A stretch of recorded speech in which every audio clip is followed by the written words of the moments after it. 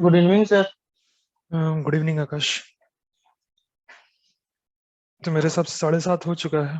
अब हम लोग को सेशन अपना चालू करना चाहिए। मेरी आवाज़ क्लियर आ रही है ना? Yes sir. ओके। सो रिकॉर्डिंग चालू है। मैं अपना स्क्रीन शेयर करता हूँ।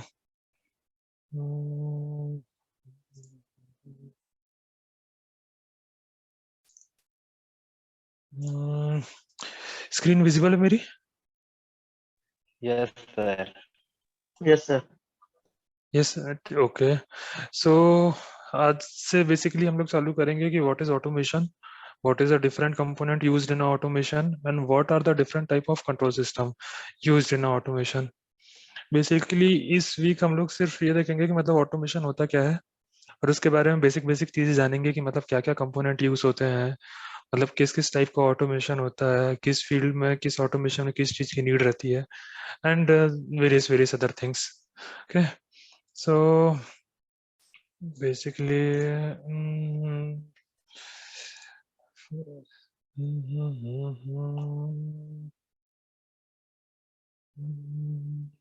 इसको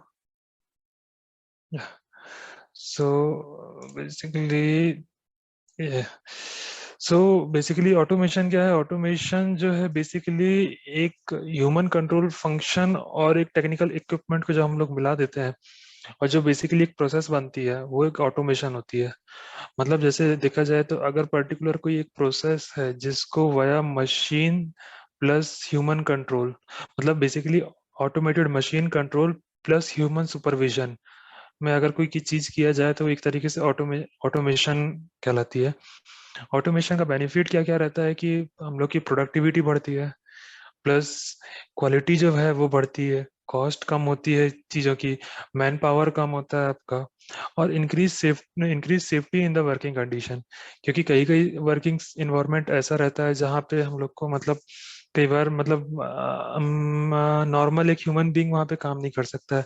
जैसे ब्लास्ट फर्नेस हो गई, या कुछ ऐसी कोक कोवन बैटरी हो गया, या कोई रोलिंग मिल का प्लांट हो गया जहाँ पे बहुत ज़्यादा हीट रहती है, या जहाँ पे मतलब लाइक अदर अदर टाइप की फ्लू गैसेस रहती है जो ह्यूमन के लिए हार्मफुल रहती है, तो वहाँ पे हम लोग यूज करते हैं ऑटोमेशन का।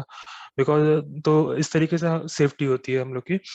तो बेसिकली ऑटोमेशन ही है। अब आगे बढ़ते हैं। तो बेसिकली ऑटोमेशन जो है, मतलब पहले सबसे पहले क्या था, अगर आप हिस्ट्री देखा जाए ऑटोमेशन की, तो सबसे पहले जो था मैनुअल कंट्रोल।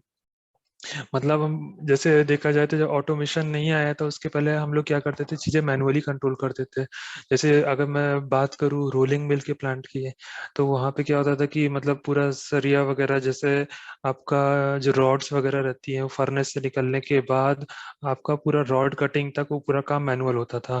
तो इवन हाथ से क्या बोलते, मतलब पूरा मशीन्स, मैकेनिकल मशीन्स के थ्रू लोहे को, मतलब गर्म लोहे को निकालना, और उसके बाद उसको क्या बोलते हैं ठंडा करना, देन उसको मोल्ड करना, मोल्ड करके रॉड बनाना, रॉड बना के काटना।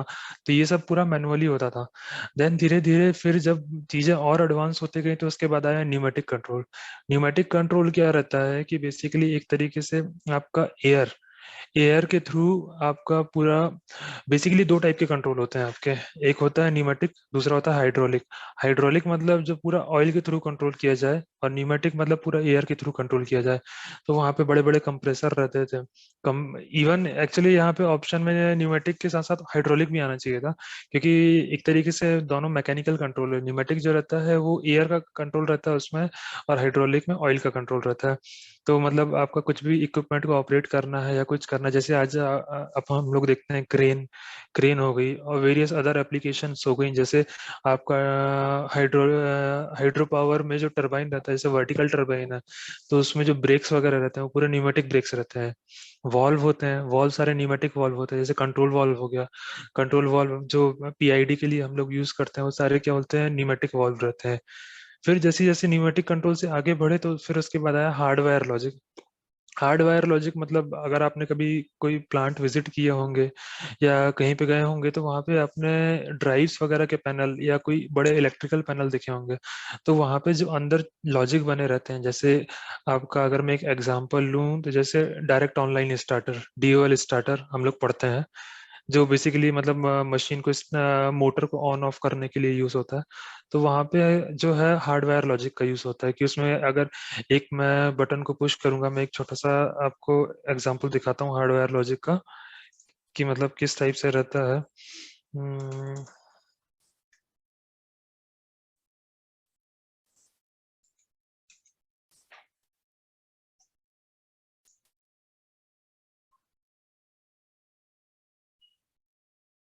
Like this.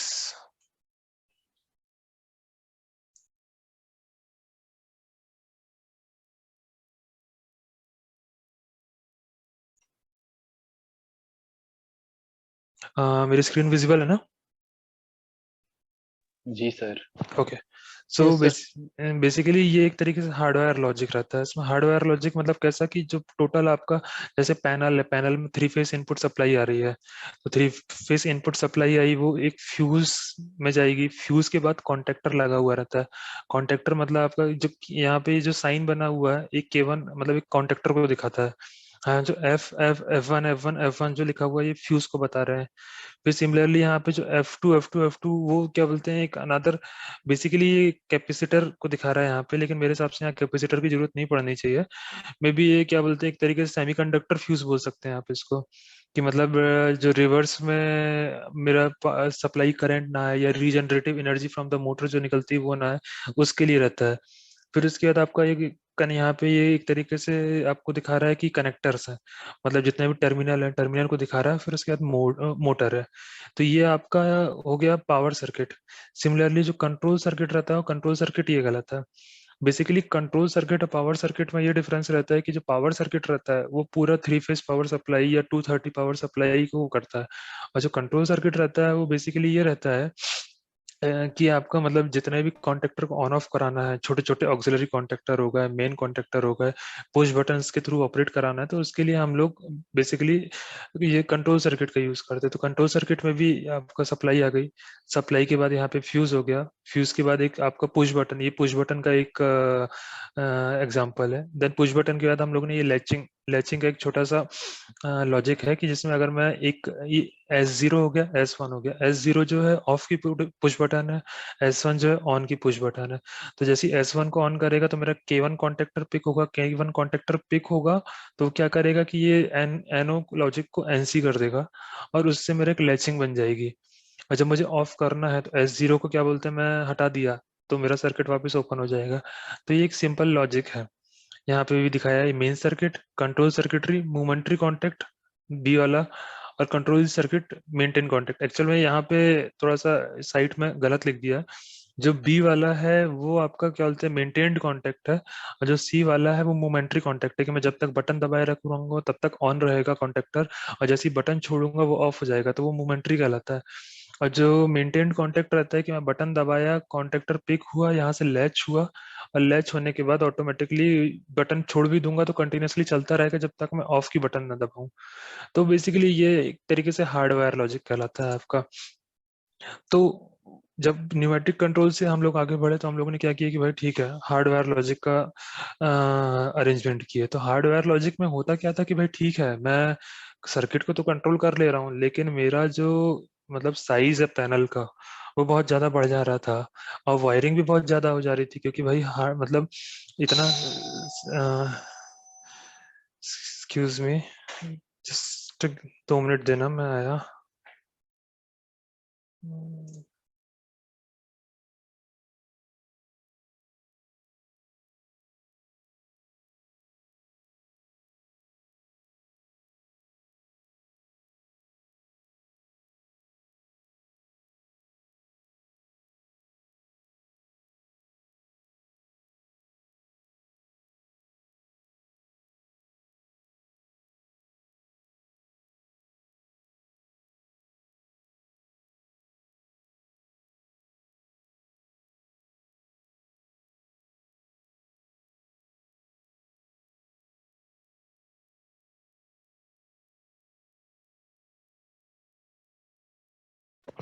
Sorry for the interruption guys.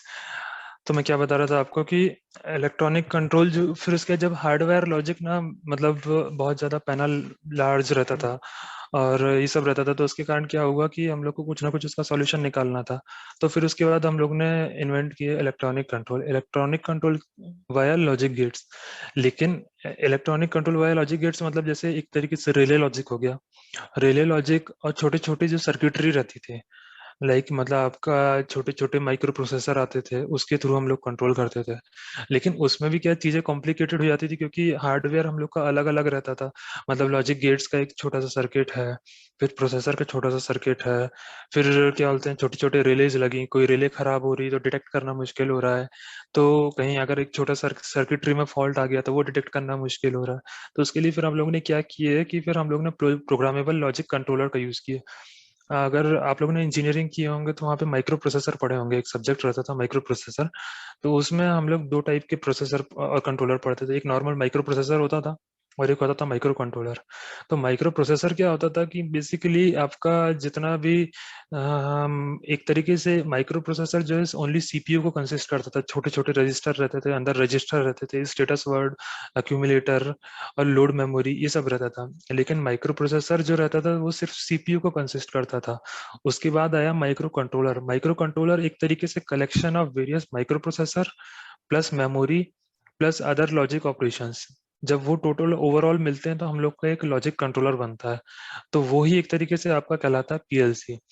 तो बेसिकली पीएलसी क्या है? पीएलसी जो है आपका एक तरीके से इनपुट आउटपुट मेमोरी प्लस आपका जितना भी सर्किट लॉजिक सर्किटरी है वो, प्लस आपका क्या बोलते हैं मेमोरी। मतलब जैसे मैं आपको एक छोटा सा आर्किटेक्चर दिखाता हूँ कि पीएलसी का मतलब आर्किटेक्चर होता कैसे है। अम्म,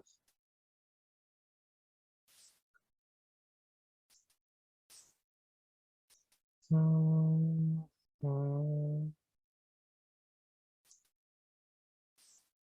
ये ये एक तरीके से आपका पीएलसी का आर्किटेक्चर है कि इसमें क्या रहता है कि आपका input output module, central processing unit, memory, program और डेटा, पावर सप्लाई और क्या बोलते हैं आउटपुट का जितने भी मतलब मॉड्यूल है, ये जब टोटल एक पूरा मॉड्यूल जब कंसिस्ट करता है इन सब चीजों को तो उसको हम लोग बोलते हैं पीएलसी।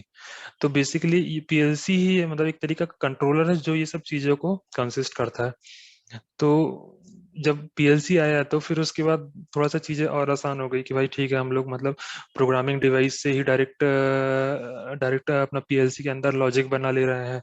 तो मेरा क्या बोलते हैं जितना भी हार्डवायर लॉजिक है वो बच जा रहा है, अलग से छोटे छोटे जो रिले कंट्रोल हैं वो बच जा रहे हैं मेरे। तो होता क्या था कि भाई पीएलसी के अंदर लॉजिक बनाए हम लोग ने और डायरेक्ट उसी का यूज करने लगे। तो ये हुआ कि भाई ठीक है, मतलब थोड़ा सा इजीनेस आ गई। तो मतलब जो मैनुअल कंट्रोल था वो क्या था, एक तरीके से अगर मैं शॉर्ट आपको फिर से रिवाइज करवाऊं तो जो मैनुअल मैनुअल कंट्रोल था was all the action related to the process control taken by the operator only. तो भाई ठीक है, मतलब ऑपरेटर के जो क्या बोलते हैं आपका प्रोसेस जो प्योरली ऑपरेटर करता था वो मैनुअल कंट्रोल कहलाता था। इसका ड्रॉबैक क्या था? Likely human errors. अब मान के चलिए मैं एक रोलिंग मिल का ही एग्जांपल ले लूं। भाई मुझे एक के 10 मीटर की रॉड काटना है, लेकिन मेरा अगर ध्यान नहीं रहा या कुछ आगे पीछे हो गया, मशीन ऊपर नीचे हुई, तो हो गया 10 की जगह 11 मीटर कट गया या 9 मीटर कट गया। तो इससे बचने के लिए हम लोग ने यहाँ ऑटोमेशन का यूज करते हैं। Plus production safety energy consumption and usage of raw material are all subjected to the correctness and accuracy of the human action. अब हुआ क्या कि भाई अब 10 मीटर की रॉड काटना था, 9 मीटर की कट गई तो भी कोई यूज की नहीं है। अगर 11 मीटर की कट गई तो वो 1 मीटर का रॉड का कोई यूज नहीं है। तो मेरा क्या बोलते हैं इसमें प्रोडक्शन भी जल्दी होने लगा, सेफ्टी भी है क्योंकि रॉड गर्म रहती थी, पता चला कुछ एक्सीडेंट हो गया तो उसमें कैजुअलिटीज हो गई। फिर एनर्जी कंजम्पशन, बार बार मेरा रिपीटेड टास्क करने से बच गया मैं। यूसेज ऑफ रॉ मटेरियल, जो वेस्ट मटेरियल है, मतलब मेरा मान के चलिए वो 1 मीटर की रॉड का कोई यूज नहीं है, तो वो सब जो मेरा वेस्ट होता है वो सब होने से बच गया। राजन का सवाल है कि sir in terms of holding and latching is the term, holding और लैचिंग सेम है राजन। मतलब आपके दो तरीके के कांटेक्ट होते हैं, एक होता है आपका मोमेंट्री कांटेक्ट और एक होता है आपका मेंटेन्ड कांटेक्ट। जिसको हम बोलते हैं कि भाई लैच, मेंटेन्ड कांटेक्ट को हम बोलते हैं लैचिंग और क्या बोलते हैं आइदर होल्डिंग, और जो नॉर्मल अनमेंटेन्ड कांटेक्ट रहता है या डायरेक्ट पुश बटन जैसी रहती है तो उसको अपन नॉर्मली मूवमेंट्री कांटेक्ट बोलते हैं। तो ये जो आपका होल्डिंग और लैचिंग है वो सेम रहता है और मूवमेंट्री कांटेक्ट डिफरेंट रहता है। ठीक है, तो और भी आपके जो भी डाउट्स हैं आप डायरेक्ट चैट पे लिख सकते हैं, तो चैट में मैं आपके क्वेश्चंस को पढ़ के क्लियर कर दूंगा। सो ये था भाई आपका क्या बोलते हैं मैनुअल कंट्रोल। फिर इसके बाद जो है न्यूमेट्रिक कंट्रोल, जैसा न्यूमेट्रिक कंट्रोल में बताया आपको क्या जो all the actions controlled by a simple manipulation of pneumatic ball which turns and controlled by the release and other switches. But ये क्या था भाई, इसमें भी मतलब ये था कि बल्कि एंड कॉम्प्लेक्स सिस्टम होता था, लॉन्गर प्रोजेक्ट टाइम, मतलब बहुत सारे इक्विपमेंट्स लग रहे हैं, बहुत सारा मतलब जैसे अब न्यूमेटिक है तो एयर कंजम्पशन है, तो एयर कंजम्पशन के लिए कंप्रेसर चाहिए। अब पूरा प्लांट चलाने के लिए मेरे को उतना बड़ा मतलब कंप्रेसर का प्लांट अलग से लगाना पड़ेगा जो पूरे प्लांट की एयर को कंट्रोल करे। तो वो बल्कि एंड कॉम्प्लेक्स सिस्टम रहता था, इन्वॉल्व्स लॉट ऑफ रीवर्क। अब क्योंकि मतलब कहीं पे अगर एयर का पाइप मेरा लीक हो गया तो वो आगे जाने वाले सारे सिस्टम में मेरे से काम करना बंद कर देंगे, प्लस अब साइट में है तो ढूंढना मुश्किल हो जाएगा मुझे। तो ये चीज रहती थी। तो इसके लिए फिर हम लोगों ने क्या किया भाई कि ठीक है हार्डवेयर लॉजिक बनाए। हार्डवेयर लॉजिक में जो है कॉन्टेक्टर रिलीज टुगेदर, क्या बोलते हैं the contactor and the release together with the hardwire timer and counters were used to achieve a desired level of automation.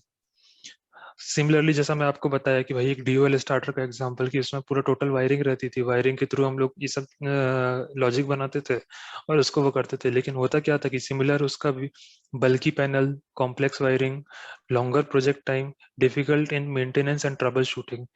अब भाई मान के चलिए अगर एक पैनल है मेरा, अब प्लांट वगैरह में आपके भाई ठीक है मतलब नॉर्मली जनरली मैं जैसा कंडीशंस देखा हूँ मतलब कई बार एक प्लांट अगर चालू हो गया तो पैनल का कोई केयर नहीं करना, जैसे तैसे चल रहा है, फिर कहीं कुछ कोई मतलब चूहे वगैरह आके अगर पैनल एक वायर को काट दिए तो आपको ट्रेस करना मुश्किल हो जाएगा।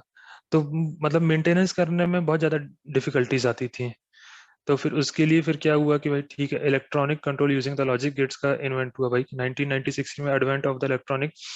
इन्होंने एक मतलब बेसिकली 1960 के बाद इन्होंने लॉजिक गेट्स का वो हुआ, इन्वेंशन हुआ। तो उसमें बेसिकली ये हम लोगों ने धीरे धीरे क्या बोलते हैं जो नॉर्मल हार्डवायर में यूज होता था वो नॉर्मली हम लोग इलेक्ट्रॉनिक सर्किट में डायरेक्टली यूज करने लगे।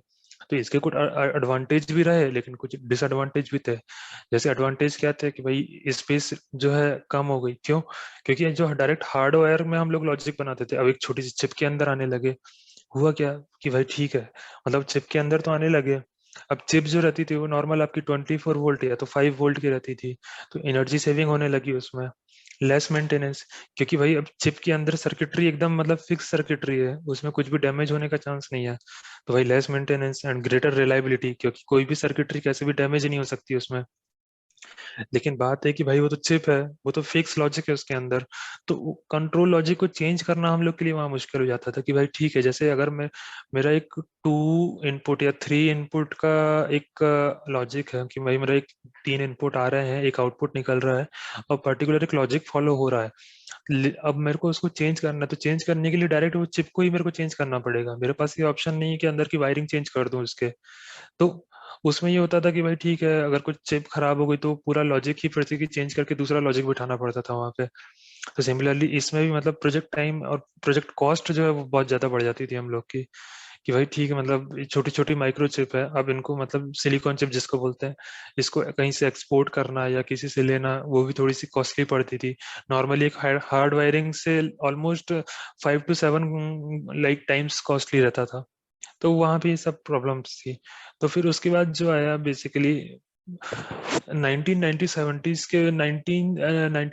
के बाद हम लोग का आया माइक्रो प्रोसेसर। जैसा मैंने आपको बताया कि पहले आए थे माइक्रो प्रोसेसर, फिर उसके बाद आया माइक्रो कंट्रोलर। तो क्या था कि भाई the in 1970s with the coming of the microprocessor and associated peripherals chips, the whole process of the control and automation underwent a radical change।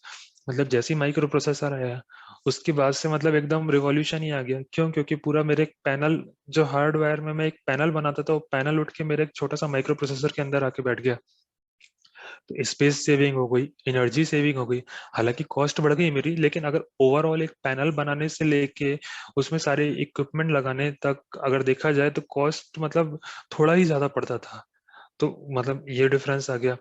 फिर इसमें हुआ ये कि क्या बोलते हैं, instead of achieving the desire control और the automation through the physical wiring of the control device in the PLC, it is achieved through a program और से अ सॉफ्टवेयर। मतलब जो हम लोग को इतना बड़े बड़े लॉजिक बनाना पड़ता था पहले कि भाई ठीक है, जैसे डीओएल स्टार्टर, अब डीओएल स्टार्टर तो सिंपल है कि भाई एक कॉन्टेक्टर लगा लिए, एक फ्यूज यूनिट लगा लिए, एक पुश बटन दो पुश बटन लगा लिए या एक पुश बटन लगाए, मेरा ड्यूल स्टार्टर बन गया। लेकिन अगर वहीं अब मैं स्टार डेल्टा का देखा जाए तो अब आप लोगों ने, में किसी ने स्टार डेल्टा तो देखा ही होगा मेरे हिसाब से प्लांट वगैरह में। तो स्टार डेल्टा की वायरिंग में देखा जाए तो आपके 5 कॉन्टेक्टर यूज होते हैं सीधे सीधे। तो अब अगर मैं मान के चलिए एक 225 किलोवाट की मेरी एक मोटर है जिसकी करंट रेटिंग ऑलमोस्ट, जैसे अगर मैं 440 वोल्ट में देखा जाए तो 225 किलोवाट की रेटिंग का जो मेरा मोटर है उसका करंट रेटिंग होती है 367 एम्पियर। तो 367 एम्पियर की करंट रेटिंग के लिए मेरे को ऑलमोस्ट 400 प्लस एम्पियर के मुझे कॉन्टेक्टर लगाने पड़ेंगे। और एल्स ये होगा कि भाई अगर ज्यादा लोड आया मोटर में तो कॉन्टेक्टर जल जाएंगे। तो जनरली जैसे क्या रहता है कि 367 एम्पियर की मोटर के लिए मतलब हम लोग क्या करते हैं कि 450 से 500 एम्पियर के कॉन्ट्रैक्टर देते हैं। तो एक कॉन्ट्रैक्टर का प्राइस ही आपका ऑलमोस्ट 20-25 हजार रुपए रहता है। तो ये है कि भाई ठीक है, वो कॉन्ट्रैक्टर लगाना, अब 5 कॉन्ट्रैक्टर है स्टार डेल्टा के लिए तो उसके हिसाब से बस बार की वायरिंग, क्योंकि नॉर्मल हम लोग या तो ठीक है मतलब आपका कॉपर केबल यूज करें थिक वाली, या तो फिर बस बार यूज करें। तो जनरली बस बार यूज करते हैं क्योंकि भाई करंट रेटिंग बहुत ज्यादा रहती है, 500 एम्पियर करंट रेटिंग मतलब मायने रखती है। तो उसके लिए भाई उतना बड़ा पैनल बनाना, फिर ये सब चीजें, तो ये सब चीजें क्या बचाने के लिए क्या हुआ कि भाई पीएलसी आया। पीएलसी के अंदर डायरेक्ट हम लोग ने स्टार डेल्टा का लॉजिक बनाया, डायरेक्ट एक आउटपुट निकाले और एक इनपुट दे दिया, बस हो गया मेरा काम। बाकी पूरा स्टार डेल्टा मेरे पीएलसी के अंदर चल रहा है। तो मतलब ये था कि भाई ठीक है, मतलब इतना ज्यादा एडवांटेज था। तो मतलब पीएलसी के आने से ये रिवॉल्यूशन हुआ और आपकी चीजें भी आसान हो गई। फिर क्या था कि भाई एडवांटेज ऑफ पीएलसी, अब मतलब क्या क्या एडवांटेज थे जो मैं आपको बताया वही वही यहाँ पे पूरे लिखे हुए हैं। रिड्यूस स्पेस, एक बड़ा पैनल सीधे आपके एक पीएलसी के अंदर आ गया। एनर्जी सेविंग, जो मेरा पीएलसी वो 24 वोल्ट लेता है और आपका जो पैनल है उसमें 230 वोल्ट और आपका 440 वोल्ट रहता है। तो वो ईज ऑफ मेंटेनेंस, अब छोटा सा पीएलसी है, डायरेक्ट वायरिंग करो, एक काउंटेक्टर लगाओ और आपका काम हो गया।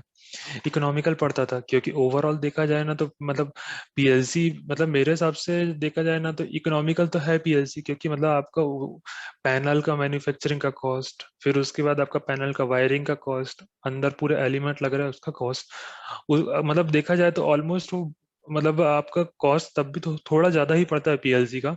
लेकिन ये कि मतलब आपका जो टाइम और जो मतलब एनर्जी है वो सेव हो जाती है।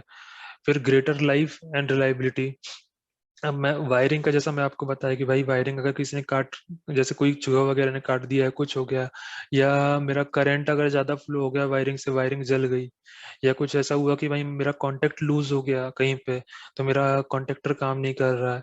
अब जैसे कॉन्टेक्टर, जैसे अब मैं एक आपको बताता हूँ एग्जांपल, जैसे आपका भी ना आयरन, मतलब जितने भी ये रॉ मटेरियल हैंडलिंग सिस्टम जो रहता है आपका, मतलब जो आरएमएचएस जो रहता है ना, आप जैसे मान के चलिए कोल माइंस हो गया और आपका आयरन माइंस हो गया, जैसे एनएमडीसी वगैरह हो गया, सीएससी हो गया। तो यहाँ पे क्या रहता है कि जो आपका पैनल है वो पैनल पूरे IP55 रेटेड रहता है, कि मतलब इवन डस्ट वगैरह तक अंदर नहीं जाती है अगर आपका साइड पे डायरेक्ट पैनल लगा है तो। क्योंकि होता क्या है कि जैसे आयरन का डस्ट है या कोल डस्ट है, ये एक तरीके से आपकी कंडक्टिव डस्ट कहलाती है। मतलब अगर ये आपके कॉन्टेक्टर में बैठेगी ना तो धीरे धीरे धीरे धीरे वो आपका जमते जमते वो इतना वो हो जाता है कि वो धीरे धीरे आयोनाइज होकर कंडक्ट करना शुरू कर देती है। तो उससे क्या होता है, कॉन्डक्टर जल जाते हैं मेरे। तो ये सब चीज का बहुत ज्यादा क्या बोलते हैं मतलब सॉल्यूशन मिला पीएलसी के आने से। तो हुआ क्या कि भाई मेरा मतलब जो कॉन्ट्रैक्टर जलना और ये सब होना था तो वो बच गया, क्योंकि मेरा पीएलसी डायरेक्ट मतलब एक छोटा सा इंस्ट्रूमेंट है जो डायरेक्ट एक कॉन्ट्रैक्टर को ऑपरेट कर रहा है। ट्रेमेंडस फ्लेक्सिबिलिटी, अब आप फ्लेक्सिबिलिटी इन द सेंस कि मतलब बहुत सारी चीजों में देखा जा सकता है कि भाई जैसे मेरा एक पैनल छोटा हो गया तो मुझे इधर उधर मूव करने में आसानी हो गई, इंस्टॉल करने में आसानी हो गई, वायरिंग मेरी बच गई, टाइम मेरा बच गया। टाइम बचा तो मेरा प्रोजेक्ट का टाइम कम हो गया, इसलिए shorter project time. Easier storage and achieving the easier storage, archiving and documentation. अब पीएलसी है तो पीएलसी के साथ साथ मेरा एक स्काडा भी सिस्टम है। तो बेसिकली स्काडा सिस्टम में मेरा क्या हुआ कि भाई मेरा पूरा डॉक्यूमेंटेशन हो गया उसमें, कि मतलब जैसे आईओ लिस्ट हो गई, आईओ लिस्ट बन गई मेरी, उसमें रिपोर्ट्स जनरेट हो गई, ट्रेंड बन गया। अब मेरा एक मान के चलिए डायरेक्ट इलेक्ट्रिकल पैनल रहता था, कुछ अगर फॉल्ट आया मोटर में तो वो फॉल्ट जो है मुझे पता ही नहीं चलता था। क्यों भाई? क्योंकि मोटर फॉल्टी हुई, हम लोग ने दोबारा रिपेयर की, उसको चालू कर लिया। लेकिन जब पीएलसी आया तो क्या किए कि भाई हम लोगों ने पीएलसी में डेटा स्टोर होना शुरू हुआ। फिर पीएलसी में डेटा स्टोर होना शुरू हुआ तो हम लोगों ने स्काडा में जब उसका लॉजिक वगैरह बना है, पूरा स्काडा टैगिंग की है, और जब स्काडा में ग्राफिक्स ओवरव्यू दिखाए, तो उसके साथ साथ हम लोगों ने क्या किया कि इसमें अलार्म भी सेट किए कि भाई अगर मेरा की मोटर किसी तरीके से फॉल्टी हो रही है तो हम लोग क्या करेंगे कि भाई एक अलार्म जनरेट करें और वो उसको लॉग कर ले। तो अब मान के चलो 2 दिन पहले मेरा अगर मोटर कोई ट्रिप हुआ है तो वो डायरेक्टली मैं स्काडा में जाके आराम से देख सकता हूँ। इसलिए ईज ऑफ डॉक्यूमेंटेशन, मतलब आपका अलार्म जनरेट होने लगे, रिपोर्ट बनने लगी। शिफ्ट का डेटा जो पहले मैनुअली लोगों को हाथ से भरना पड़ता था, आजकल हम लोग एक्सेल रिपोर्टर सॉफ्टवेयर आता है, उसमें डायरेक्ट आप शिफ्ट का डेटा आप आराम से अपने हाथ में मतलब आपको मैनुअली फिल करने की जरूरत नहीं, वो ऑटोमेटिकली पीएलसी से डेटा ले लेके डेटा पिकअप करके ऑटोमेटिकली वो एक्सेल रिपोर्ट बन जाती है। तो ये एक तरीके से बहुत ज्यादा मतलब एडवांटेज रहा पीएलसी और इसका स्काडा के आने का। तो बेसिकली जो रहता है इंडस्ट्रियल ऑटोमेशन जो रहता है उसमें 3 टाइप के आपके कंपोनेंट रहते हैं। सबसे पहला रहता है फील्ड इंस्ट्रूमेंट, दूसरा रहता है कंट्रोल हार्डवेयर, तीसरा रहता है कंट्रोल सॉफ्टवेयर। फील्ड इंस्ट्रूमेंट्स मतलब जैसे आप एक तरीके से देखा जाए तो फील्ड इंस्ट्रूमेंट क्या क्या हो जाते हैं आपके भाई, कि जैसे मेरा फील्ड इंस्ट्रूमेंट में हर एक चीज आती है आपका, छोटी से छोटी चीज से लेके बड़ी से बड़ी चीज तक। जैसे एक नॉर्मल आपका प्रॉक्सिमिटी सेंसर ले लीजिए, आरटीडी हो गया, थर्मोकपल हो गया, आपका नॉर्मल एनालॉग इनपुट के जितने आपके ट्रांसमीटर हो गए, जैसे pressure transmitter, temperature transmitter, level transmitter, flow transmitter. इसके अलावा और भी दूसरी दूसरी चीजें हो गई, जैसे इवन आपका जो मोटर है, मोटर भी एक तरीके से फील्ड इंस्ट्रूमेंट में ही आता है, जो बेसिकली क्या कर रहा है कि आपका मोटर आप जहां से अपन सिग्नल दे रहा है मोटर ऑन ऑफ हो रही है। इसके अलावा वॉल्व हो गए, न्यूमेटिक वॉल्व हो गए, मोटराइज वॉल्व हो गए, नॉर्मल आपके कंट्रोल वॉल्व हो गए, और जो डीसी वॉल्व हो गए, डायरेक्शनल कंट्रोल वॉल्व बोलते हैं जिसको, तो वो सारे वॉल्व हो गए। तो ये सब जो रहता है आपका फील्ड इंस्ट्रूमेंट्स के अंदर आता है। तो बेसिकली अगर एक देखा जाए तो एक टिपिकल इंस्टॉलेशन ऑफ ऑटोमेशन क्या रहता है कि जो है सबसे पहले तो आपका सेंसर, सेंसर जो सबसे पहले फील्ड में माउंट कर लिया हम लोग ने। उसके बाद जो फील्ड की केबलिंग है उसको जंक्शन बॉक्स तक लेके आए। जंक्शन बॉक्स की केबलिंग जो रहती है वो कंट्रोल हार्डवेयर और कंट्रोल पैनल बोल लीजिए जिसमें आपका पीएलसी माउंटेड रहता है, तो वहां तक आया। उसके बाद जो है स्काडा सॉफ्टवेयर में जो कम्युनिकेशन केबल के थ्रू हम लोग जितना भी फील्ड का डेटा है वो स्काडा में शो कराते हैं। तो एक तरीके से टिपिकल इंस्टॉलेशन कहलाया है। फ्यूचर में आगे बताऊंगा मैं आपको कि मतलब एग्जैक्ट वायरिंग कैसे होती है। मतलब मान के चलिए कोई एक इंस्ट्रूमेंट ले लेते हैं जैसे डिजिटल इनपुट हो गया, डिजिटल इनपुट का कनेक्शन कैसे मतलब फील्ड से होते हुए आपका डिजिटल इनपुट तक, और डिजिटल इनपुट से आपके स्काडा तक कैसे दिखाता है, वो पूरा क्लियर करूंगा मैं आपको। तो एक ये जनरल ओवरव्यू हो गया कि मतलब कैसे कैसे फ्लो होता है आपका। ये थोड़ा सा और एडवांस टेक्नोलॉजी हो गई कि भाई ठीक है, मतलब मेरा ये तो नॉर्मल था आपका कि जो छोटे छोटे फैक्ट्री ऑटोमेशन रहते हैं और उसमें मतलब छोटा सा प्लांट है कोई, तो उसमें अगर कोई मतलब ऑपरेट कराना है तो उसके लिए रहता है। कुछ कुछ एडवांस प्लांट रहते हैं जिसमें जैसे smart transmitter placed in the field. Smart transmitter में भी आपके 2-3 टाइप के ट्रांसमीटर आते हैं। एक वो जो डायरेक्टली आपका मतलब डायरेक्ट कम्युनिकेट कर लेते हैं, जैसे ईथरनेट में हो गया, प्रोफीबस में हो गया, या मॉडबस में, RS485 में, इसमें जो कम्युनिकेशन कर लेते हैं ये होते हैं एक तरीके से स्मार्ट ट्रांसमीटर। तो स्मार्ट ट्रांसमीटर वो भी कहलाते हैं और ये भी कहलाते हैं जो मतलब नॉर्मली 4-5-6 डेटा एक साथ दे दे। तो उसके लिए हम लोग के आते हैं हार्ड ट्रांसमीटर। मतलब हार्ड ट्रांसमीटर जो रहते हैं वो मतलब हम लोग सीमेंस में यूज करते हैं, जैसे हाईवे एड्रेसेबल रिमोट ट्रांसड्यूसर। मतलब वो क्या करते हैं कि आपका जैसे मान के चलिए मेरा एक फ्लो फ्लो कर मेजर करना है या लेवल मेजर करना है, किसी टैंक का लेवल मेजर करना है, तो टैंक का लेवल मेजरमेंट करने के साथ साथ उसमें वो ये भी बताता है कि जैसे मेरा एनालॉग इनपुट कितना आ रहा है। मेरा अब मैं अगर उसमें वैल्यूज सेट कर दूं कि जैसे मेरा मान के चलिए 10 मीटर का टैंक है, 9 मीटर आने में मुझे एक अलार्म जनरेट हो जाना चाहिए कि लेवल हाई हो चुका है। 9.5 मीटर आने में मेरा मोटर बंद हो जाना चाहिए एक ट्रिप लेवल बता के। वैसे ही लो में मान के चलो आपका क्या बोलते हैं 1 मीटर आया तो मतलब लेवल लो का अलार्म आ जाना चाहिए। आधा मीटर और आ गया लेवल तो एकदम ट्रिप हो जाना चाहिए मशीन की, भाई मैं इससे ज्यादा पानी नहीं ले पाऊंगी इससे। तो ये सब स्मार्ट ट्रांसमीटर के अंडर में आते हैं। ये सारा का सारा डेटा डायरेक्ट आपको पीएलसी में दे देते हैं, तो पीएलसी को आपको अलग से लॉजिक बनाने की जरूरत नहीं, वो पूरा डेटा आपको डायरेक्ट मिल जाता है। तो वो होता क्या है कि भाई वो उसकी जो केबलिंग रहती है वो मान के चलिए आपका नॉर्मल केबलिंग नहीं रहती है, उसमें जैसे फील्ड बस केबल यूज होती है। फील्ड बस मतलब जैसे प्रोफी बस केबल हो गई रहती है, हालांकि वो 2 वायर केबल ही है प्रोफी बस, लेकिन उसमें क्या होता है कि वेरियस टाइप ऑफ सिग्नल को कैरी करती है। जैसे अगर आपने कभी देखे होंगे तो जो इथरनेट केबल रहती है, इथरनेट केबल में आपके टोटल 8 वायर्स रहते हैं, 8 कॉपर वायर्स रहते हैं, जो बेसिकली जिसको अपन ट्विस्टेड ट्विस्टेड पेयर केबल बोलते हैं। तो उसमें होता क्या है कि अंदर मतलब 4 पेयर रहती हैं ट्विस्टेड केबल की, और टोटल वायर जो रहते हैं 8 वायर रहते हैं। तो बेसिकली यहाँ पे वो उसके लिए हम लोग क्या लगाते हैं, फील्ड बस स्कैनर।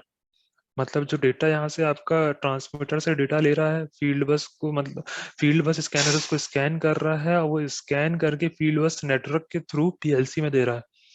और पीएलसी फिर क्या कर रहा है, इसको कम्युनिकेशन केबल के थ्रू स्काडा में शो करा रहा है। तो एक तरीके से ये आपका एडवांस टेक्नोलॉजी हो गई ऑटोमेशन की, जो बड़े बड़े प्लांट्स में यूज होती है, जहाँ पे मतलब 24 आवर रनिंग प्लांट है मेरा, और डेटा इतना इंपॉर्टेंट है कि मतलब एक भी डेटा मिस नहीं होना चाहिए, उसके लिए हम लोग एडवांस टेक्नोलॉजी यूज करते हैं। तो बेसिकली अब बात आती है कि भाई ठीक है, फील्ड इंस्ट्रूमेंट में जैसे आते हैं तो सेंसर। सबसे पहले तो जो अगर आप देखा जाए ऑटोमेशन में, अगर आप फील्ड इंस्ट्रूमेंट बोलेंगे ना, तो सबसे पहले कोई भी समझता है सेंसर, क्योंकि आप जितने भी प्लांट है वहाँ पे आपके सेंसर सबसे ज्यादा यूज होते हैं। कोई भी प्लांट ले लीजिए, इवन अगर आप जैसे फार्मा इंडस्ट्रीज हो गई, केमिकल हो गया, ऑयल इंडस्ट्रीज हो गई, यहाँ पे तो मतलब आपका सेंसर के अलावा आपको मतलब और कुछ देखने को मिलेगा ही नहीं। मतलब इतना ज्यादा सेंसर्स का यूज होता है, क्योंकि आपका मतलब मटेरियल जो है वो बहुत ज्यादा क्रिटिकल रहता है। बहुत ज्यादा मतलब कुछ एक्सप्लोसिव मटेरियल रहता है, कुछ आपका फ्लेमेबल मटेरियल रहता है। तो उसकी प्रोटेक्शन के लिए, सेफ्टी के लिए, ह्यूमन सेफ्टी के लिए हम लोग सेंसर लगाते हैं, वेरियस टाइप ऑफ सेंसर लगाते हैं। तो सेंसर होता क्या है एक्चुअल में, सेंसर मतलब basically sensor with a transmitter are the field devices placed in a field who actually sense a parameter and sends a analog signal to a control hardware. तो basically जो रहता है analogue signal used are ohms, millivolt, 4 to 20 milliampere, ±10 volt etcetera. तो मतलब क्या रहता है कि देखिए जैसे ना दो चीज रहती हैं, फील्ड से अगर मेरे को डेटा चाहिए तो आइदर मैं डायरेक्ट सेंसर से ले सकता हूँ, या तो फिर मैं सेंसर को ट्रांसमीटर में देके ट्रांसमीटर को से मैं 4 to 20 मिली एम्पियर में आउटपुट ले सकता हूँ। क्योंकि कई बार क्या रहता है कि जैसे मान के चलिए बॉयलर है, एक बॉयलर है, अब वहां पे क्या है कि बॉयलर के आसपास कोई काम कर रहा है, तो उसको भी डेटा दिखता रहना चाहिए, प्लस स्काडा में भी डेटा दिखता रहना चाहिए। उसके लिए हम लोग यूज करते हैं ट्रांसमीटर का। ट्रांसमीटर क्या करता है कि एक टाइप ऑफ डेटा को लेके वो दूसरे टाइप या सेम टाइप में कन्वर्ट करके आगे फॉरवर्ड कर देता है। जैसे आपका ट्रांसमीटर में मान के चलिए प्रेशर गेज हो गया, प्रेशर गेज मतलब प्रेशर ट्रांसमीटर बोल रहा हूँ मैं। प्रेशर गेज तो नॉर्मल जो आपका मतलब डायरेक्ट एनालॉग गेज रहता है वो कहलाता है। प्रेशर ट्रांसमीटर जैसे क्या रहता है कि एक डिजिटल ट्रांसमीटर रहता है जो फील्ड में आपका डेटा शो कराता रहता है, प्लस 4 to 20 मिली एम्पियर के फॉर्म में आपका डेटा को पीएलसी में भेजता है। तो बेसिकली वो कहलाता है प्रेशर गेज या प्रेशर ट्रांसमीटर। सिमिलरली आपका लेवल ट्रांसमीटर हो गया, फ्लो ट्रांसमीटर हो गया, टेम्परेचर ट्रांसमीटर हो गया। टेम्परेचर ट्रांसमीटर क्या करता है कि आरटीडी और थर्मोकपल से डेटा लेता है, और वो डायरेक्टली क्या बोलते हैं आपको स्काडा में भेज देता है 4 to 20 मिली एम्पियर के फॉर्म में। क्यों? क्योंकि अब जैसे मान के चलिए मैं एक एनालॉग इनपुट का कार्ड लिया, वो टोटल 4 to 20 मिली एम्पियर का है। उसमें ना तो आप आरटीडी लगा सकते हैं, ना वोल्टेज लगा सकते हैं, ना मिली वोल्ट का थर्मोकपल लगा सकते हैं। तो वहां पे आपको क्या करना पड़ेगा कि बीच में एक ट्रांसमीटर लगाना पड़ेगा। वो क्या करेगा कि वो जो थर्मोकपल है या आपका आरटीडी है, तो आरटीडी से टाइम क्या बोलते हैं डेटा जो है ओम्स के फॉर्म में लेके वो आपको क्या करेगा कि 4 to 20 मिली एम्पियर में कन्वर्ट कर देगा। और फिर उसके बाद क्या बोलते हैं आपको स्काडा में या आप जहाँ पे भी शो कराना है या पीएलसी में लेके स्काडा में शो कराना है तो आप डायरेक्टली करा सकते हैं। तो बेसिकली मतलब यहाँ पे सेंसर्स का यही यूज होता है। अब कितने टाइप के सेंसर रहते हैं, मतलब कौन कौन से सेंसर्स जो है बेसिकली यूज होते हैं। तो जैसे आरटीडी हो गया, आरटीडी का जो आउटपुट है वो ओम्स में आता है। आरटीडी का जो फुल फॉर्म होता है वो रेजिस्टेंस टेम्परेचर डिटेक्टर होता है। बेसिकली क्या करता है कि एक तरीके से टेम्परेचर को डिटेक्ट करता है रेजिस्टेंस के फॉर्म में। अंदर एक एलिमेंट लगा हुआ रहता है जो बेसिकली क्या करता है कि आपने जैसे जब इंजीनियरिंग इंजीनियरिंग भी छोड़िए, आप तो मेरे को लगता है शायद 12th में अगर आपने साइंस वगैरह लिए होंगे तो वहाँ पे पढ़े होंगे कि जो रेजिस्टेंस का टेम्परेचर कोफिशिएंट रहता है वो पॉजिटिव रहता है। मतलब मेरा टेम्परेचर बढ़ाने में मेरा रेजिस्टेंस बढ़ता है और टेम्परेचर कम करने में मेरा रेजिस्टेंस कम होता है। इसलिए जनरली आपने एक सुने होंगे सुपर कंडक्टर। सुपर कंडक्टर क्या होता है कि मान के चलिए अगर मैं कोई एक वायर है या कॉपर वायर या कोई भी वायर ले लीजिए, उसको मैं अगर 0 डिग्री सेल्सियस के टेम्परेचर पे रखूँ ना तो वो एक तरीके से आइडियली सुपर कंडक्टर बन जाता है। या आप एक 0 डिग्री केल्विन बोल लीजिए। अब वो आइडियल कंडीशन में ही होता है, मतलब प्रैक्टिकल कंडीशन में नहीं होता, लेकिन ये रहता है कि मटेरियल की कंडक्टिविटी अगर टेम्परेचर कम है तो बहुत अच्छी रहती है, और टेम्परेचर ज्यादा है तो मटेरियल की कंडक्टिविटी कम हो जाती है। क्यों? क्योंकि वहाँ पे रेजिस्टेंस बढ़ जाता है। तो वैसे ही हम लोग के आरटीडी के अंदर एक एलिमेंट लगा रहता है, वो क्या करता है कि जैसे जैसे आपका टेम्परेचर बढ़ेगा वैसे वैसे आपका क्या बोलते हैं वो रेजिस्टेंस देता है। तो जनरली आपके आरटीडी आते हैं 0 to 800, 0 to 1000, 0 to 1200, even 0 to 1500 degree Celsius तक के आरटीडी आते हैं, जो मतलब मान के चलिए मैक्सिमम 1500 डिग्री तक का टेम्परेचर झेल सकता है। तो इस टाइप के आरटीडी आते हैं। वैसे ही आता है थर्मोकपल। थर्मोकपल क्या रहता है कि वो आपका जो है टेम्परेचर बताता है, लेकिन बताता किस फॉर्म में, मिली वोल्ट के फॉर्म में। बेसिकली आपने इंजीनियरिंग में क्या बोलते हैं थर्मोकपल का बारे में पढ़े होंगे। थर्मोकपल क्या होता था, मतलब एक प्रिंसिपल होता है, सीबेक इफेक्ट बोलते हैं उसको।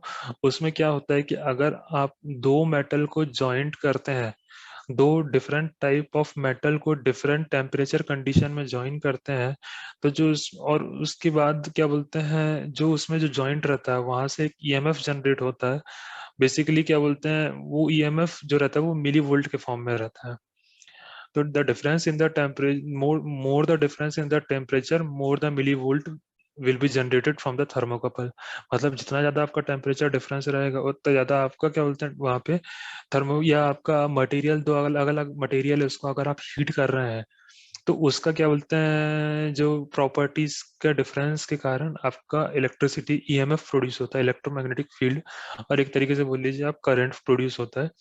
जो आपका मतलब बेसिकली क्या रहता है उसका आउटपुट क्या रहता है, मिली वोल्ट के फॉर्म में रहता है। वो मिली वोल्ट को हम लोग ट्रांसमीटर में लेते हैं, ट्रांसमीटर को देन क्या बोलते हैं ट्रांसमीटर का आउटपुट हम लोग पीएलसी को देते हैं। अब आता है प्रेशर ट्रांसमीटर। तो प्रेशर ट्रांसमीटर क्या रहता है कि बेसिकली वो क्या करता है, प्रेशर सेंसर से इनपुट लेता है और फिर पीएलसी को देता है और फिर फील्ड में भी शो कराता है। तो basically pressure transmitter is nothing but a display device plus a pressure gauge. वो मतलब आपको प्रेशर सेंसर आप डायरेक्टली भी आप पीएलसी में डेटा दे सकते हैं उसका। वो भी एक तरीके से 4 to 20 मिली एम्पियर या 0 to 10 वोल्ट के फॉर्म में ही देता है। लेकिन हम लोग क्या करते हैं कि भाई फील्ड में भी मेरी वैल्यू शो हो, इसलिए हम लोग वहाँ पे एक ट्रांसमीटर लगा देते हैं। तो वो क्या करता है कि डेटा को ट्रांसमिट करता है एक फॉर्म से दूसरे फॉर्म में। मान के चलिए मेरा 0 to 10 वोल्ट का अगर प्रेशर सेंसर है, उसको मेरे को 4 to 20 मिली एम्पियर के फॉर्म में लेना है, तो भाई मैं एक ट्रांसमीटर लगा सकता हूँ। सिमिलरली फ्लो ट्रांसमीटर हो गया, लेवल ट्रांसमीटर हो गया, कंडक्टिविटी मीटर हो गया कि भाई मतलब मेरा कंडक्टिविटी जो शो कराता है कि भाई कौन सा मटेरियल कितना कंडक्टिव है, कितना नॉन कंडक्टिव मटेरियल है, वो डेंसिटी मीटर हो गया। मान के चलिए मेरा एक लुब्रिकेंट का प्लांट है या सॉल्वेंट प्लांट है, तो उसमें डेंसिटी का बहुत ज्यादा यूज होता है कि मतलब मेरा मान के चलिए अगर मैंने कोई एक सॉल्वेंट बनाया या सॉल्वेंट क्रिएट किया, तो उसकी डेंसिटी अगर प्रॉपर नहीं रहेगी तो various type of temperature conditions में वो वेरियस वेरियस प्रॉपर्टीज शो करेगा अपनी। तो वहां पे एक डेंसिटी को मतलब मीटर लगाते हैं जो चेक करता है कि जो मेरा ऑयल निकल रहा है या सॉल्वेंट निकल रहा है वो प्रॉपर डेंसिटी का है कि नहीं है। क्योंकि अगर मान के चलिए मतलब बहुत सारी ऐसा आपका इन्वायरमेंटल इफेक्ट रहते हैं जो मटेरियल को खराब करता है या कुछ करता है। जैसे आप जनरली देखे होंगे कि जो बाइक ऑयल रहता है, बाइक ऑयल जब आप बाइक में डालते हैं तो उसका जो डेंसिटी रहता है वो आपका कुछ और रहता है। और जैसे अब बाइक से जब वो ऑयल निकलता है, जब अपन रिप्लेस करते हैं बाइक ऑयल को, तो उसकी डेंसिटी कुछ और रहती है। क्योंकि होता क्या है कि कंटिन्यूसली हीट हीट होना, फिर कूल होना, फिर हीट होना, फिर कूल होना, तो उससे क्या डेंसिटी में डिफरेंस हो जाता है। तो इसके लिए हम लोग यहाँ डेंसिटी मीटर का यूज करते हैं। पीएच ट्रांसमीटर हो गया, और ऐसे मतलब बहुत सारे अलग अलग ट्रांसमीटर रहते हैं जो मतलब बेसिकली प्लांट्स में यूज होते हैं। या मतलब देखा जाए तो पावर प्लांट या आपका नॉर्मल जो प्लांट है उसमें तो आपके थर्माकोपल, आरटीडी, प्रेशर, फ्लो और लेवल यूज होते हैं।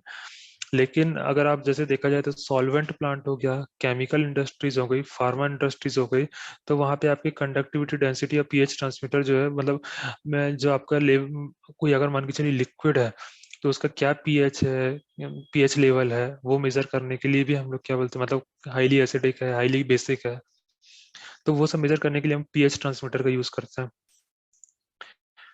तो अब जैसे बात आई, तो ये तो फील्ड इंस्ट्रूमेंट है। अब जिसके जो मैन्युफैक्चरर है, मतलब जो कौन कौन बनाता है, तो जैसे उसमें हो गया फिशर रोजमाउंट हो गया, योकोगावा हो गया, एंडरसन हाउसर हो गया, रेडियक्स हो गया, और टॉशब्रो हो गया। इसके अलावा और भी बहुत सारे हैं, जैसे क्या बोलते हैं आपका फोर्ब्स मार्शल हो गया, एबीबी हो गया। ये भी क्या बोलते हैं अपने फील्ड इंस्ट्रूमेंट बनाते हैं। तो ऐसे मतलब ये सब ब्रांड है जो अपना अपना फील्ड इंस्ट्रूमेंट बनाते हैं। फिर इसके अलावा आ गया कंट्रोल हार्डवेयर। कंट्रोल हार्डवेयर जो मतलब प्लांट में मेरे को अगर किसी प्रोसेस को कंट्रोल कराना है, तो मैं किस किस चीज से कंट्रोल करा सकता हूँ। जैसे मान के चलिए एक मेरा मैनुअल प्लांट है, जैसे अभी तो मान के चलिए पीएलसी कंट्रोलर आ गया है, तो जिसके अंदर पीआईडी वगैरह यूज होता है।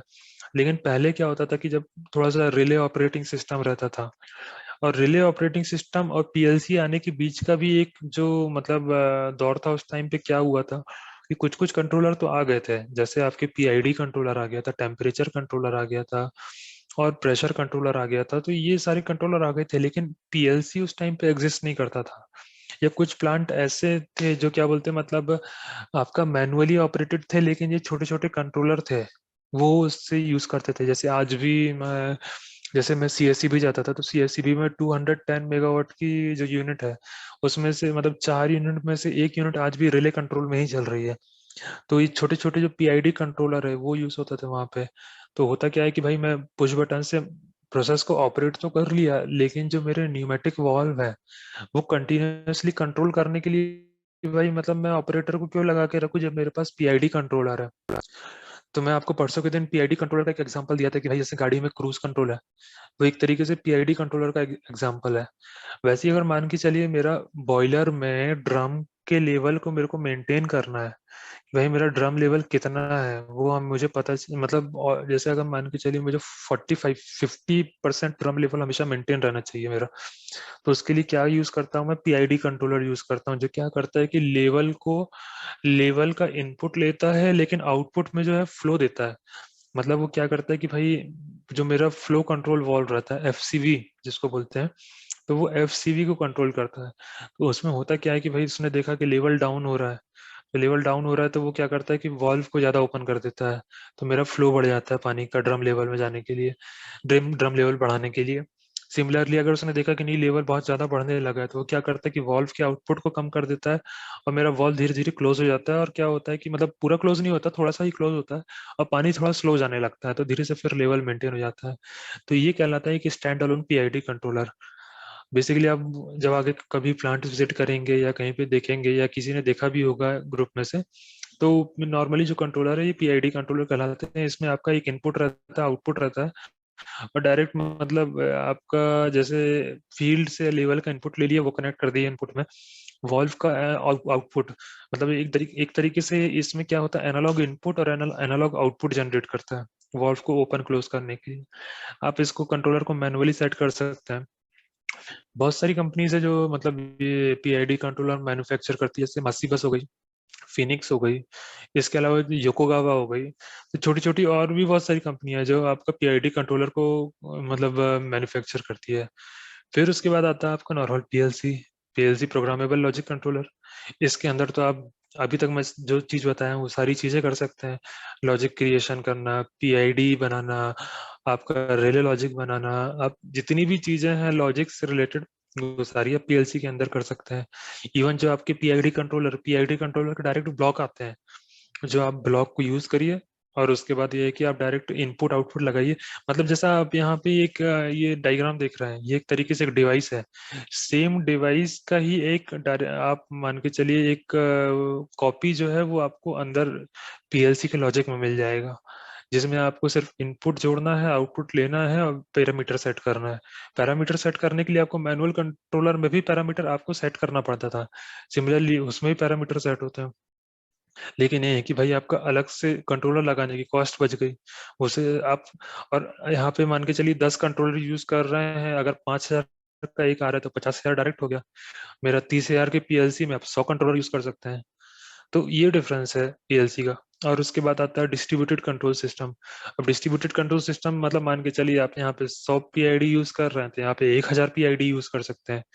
बस यही डिफरेंस है। पीएलसी मतलब पीएलसी का एक लार्ज फॉर्म कहलाता है distributed control system, nothing plus distributed control system plus some of the criteria which fulfills the redundancy of the system and whole time availability of the system। मतलब PLC के साथ साथ मेरा कुछ ऐसी कंडीशंस जो मेरे सिस्टम को हमेशा रेडी रखे किसी भी कंडीशन के लिए, और पूरे टाइम मेरा सिस्टम अवेलेबल रहे, कभी भी ऐसा ना हो कि मेरा प्रोसेस रुके या प्रोसेस बंद हो। तो वो कंट्रोल सिस्टम कहलाता है डिस्ट्रीब्यूटेड कंट्रोल सिस्टम। अब स्टैंड अलोन पीआईडी कंट्रोलर, जैसे मैं आपको बताया, these are independent small hardware unit which caters a requirement of a closed loop control in the process। मतलब एक तरीके से ये देखा जाए तो आपका एक छोटा सा हार्डवेयर यूनिट है जो क्या करता है कि एक क्लोज लूप कंट्रोल प्रोसेस को ऑपरेट कराता है, मतलब एक रिक्वायरमेंट को फुलफिल कर देता है। these hardware can be installed in the field or in the control room and these hardware can be connected on the network। मतलब मान के चलिए भाई ठीक है, आप जैसे जो कुछ कुछ पीआईडी कंट्रोलर आते हैं जिसमें ईथरनेट इनपुट भी रहता है, ईथरनेट इनपुट आउटपुट रहते हैं, जो क्या है कि भाई क्या बोलते हैं आपका पर्टिकुलर मान के चलिए कुछ ऐसा डेटा है जो डायरेक्ट आपको लॉग कराना है। मतलब जैसे क्या रहता है कि पीआईडी का आउटपुट कैसा था और इनपुट क्या था, उसका मुझे ग्राफ चाहिए। तो हम लोग के लिए क्या है कि कुछ कुछ सॉफ्टवेयर आते हैं, जैसे एक्सेल रिपोर्टर सॉफ्टवेयर हो गया, और भी वेरियस टाइप के रिपोर्टर आते हैं। तो उन लोग क्या करते हैं कि आपका डेटा लेते हैं, उसको प्रोसेस करते हैं और एक टेबुलर फॉर्म में या तो ट्रेंड के फॉर्म में आपका डेटा शो कराते हैं। तो मान के चलिए मेरा प्लांट मैनुअल है लेकिन मेरे को ये सब डेटा चाहिए, तो मैं क्या करूंगा कि भाई ठीक है, मैं एक सिस्टम में एक्सेल रिपोर्टर इंस्टॉल किया और अपने पीआईडी कंट्रोलर को नेटवर्क से अटैच किया, सारा का सारा डेटा मेरा सिस्टम में आना शुरू हो गया। तो ये चीजें हैं जो क्या बोलते हैं, मतलब तो आप बेसिकली इसको आप नेटवर्क में कनेक्ट करके ये सब डेटा भी ले सकते हैं। फिर currently the controller are available with the hundreds of the segment and the programming pattern. मतलब पीआईडी कंट्रोलर, जैसे अब मैं कल आपको बताया था कि पीआईडी कंट्रोलर अकेला एक मतलब क्लोज लूप कंट्रोलर नहीं है। आपका P controller, I controller, D controller, PI controller, PD controller और पीआईडी कंट्रोलर, मतलब इतने टाइप के कंट्रोलर आते हैं। इसमें भी आपके मतलब वेरियस टाइप के आते हैं कि मतलब जैसे आपका मतलब सेम इनपुट सेम आउटपुट। मतलब आप मान के चलिए कि अगर आपका मुझे प्रेशर मेंटेन कर रहा है, प्रेशर कंट्रोल वाल्व है मेरा, मान के चलिए उसको प्रेशर मेंटेन करना है, तो उसका जो इनपुट रहेगा वो भी प्रेशर रहेगा और आउटपुट भी रहेगा वो भी प्रेशर ही रहेगा। मतलब जैसे एक वाल्व को ओपन कराने से प्रेशर बढ़ रहा है, प्रेशर कम हो रहा है, और उसी के आगे एक ट्रांसमीटर लगा है, तो वो बेसिकली एक तरीके से क्या हो गया कि प्रेशर कंट्रोल वाल्व कहलाता है। तो उसमें ये कि आप प्रेशर का ही इनपुट रहेगा कि मेरा आगे इतना प्रेशर है, तो मैं प्रेशर का ही वो रहेगा, आउटपुट भी रहेगा कि भाई वाल्व कम ज्यादा करने से मेरा प्रेशर कम ज्यादा हो रहा है। लेकिन अब मैं लेवल की बात की जाए तो लेवल में आपका दो चीज रहती है। जैसे इनपुट जो है वो लेवल का परसेंटेज है और आउटपुट जो है वो फ्लो है। फ्लो मेरा मान के चलिए कि यूनिट अलग अलग होगी। अगर आपकी जो इनपुट और आउटपुट की यूनिट सेम है तो वो same input and same output controller कहलाता है। और आपका डिफरेंट इनपुट आउटपुट कंट्रोलर जो रहता है उसमें अगर आपका इनपुट की यूनिट अलग है आउटपुट की यूनिट अलग है तो डिफरेंट इनपुट आउटपुट कंट्रोलर कहलाता है। जैसे मान के चलिए फ्लो कंट्रोल वाल्व हो गया। फ्लो कंट्रोल वाल्व जो है इनपुट में लेता है परसेंटेज लेवल का और आउटपुट जनरेट करता है आपका टीपीएच के फॉर्म में। टीपीएच मतलब आपका टन पर आवर, जो आपका फ्लो की यूनिट रहती है। तो मतलब इस टाइप के अलग अलग कंट्रोलर आते हैं। फिर आपका जो है typical installation of the PID controller, कि भाई मैं पीआईडी कंट्रोलर मतलब किस कैसे कहाँ इंस्टॉल कर सकता हूँ। तो जैसा मैं आपको बताया कि अगर वो ईथरनेट के थ्रू कम्युनिकेट करा सकते हैं, ये RS-485 कम्युनिकेशन है। RS-485 कम्युनिकेशन एक तरीके से नॉर्मल प्रोफिबस कम्युनिकेशन ही कहलाता है, लेकिन होता क्या है कि इसका प्रोटोकॉल दूसरा रहता है, जिसमें डेटा आता जरूर है लेकिन डेटा थोड़ा सा स्लो फॉर्म में आता है। तो वो बेसिकली RS-485 कम्युनिकेशन कहलाता है। 2 वायर इनपुट आउटपुट कम्युनिकेशन रहता है, जिसमें 2 वायर रहते हैं और बहुत ही मिली वोल्ट के फॉर्म में सिग्नल आता है उसमें। तो बेसिकली मान के चलिए मेरा फील्ड में इतने सारे अगर PID कंट्रोलर लगे हैं, तो उसको मैं चाहूँ तो एक डेजी चेन बना के एक नेटवर्क में अटैच करके और यहाँ पे शो करा सकता हूँ। तो ये आपका क्या बोलते हैं, एक तरीके से typical installation of a PID controller हो गया। अब PID कंट्रोलर के मैन्युफैक्चर जैसे आपको मैं बताया, योकोगावा हो गया, ABB हो गया, मासीबस था, मूरे है, यूरोथर्म है, एस्कॉन है, चिनो है, बेल्स है, फूजी है, और भी इसके अलावा बहुत सारे मैन्युफैक्चरर जो PID कंट्रोलर बनाते हैं। अब आता है यहाँ पे आपका PLC लॉजिक कंट्रोलर। तो अभी तक मतलब इतने सेशन के बीच में मतलब किसी को कुछ डाउट?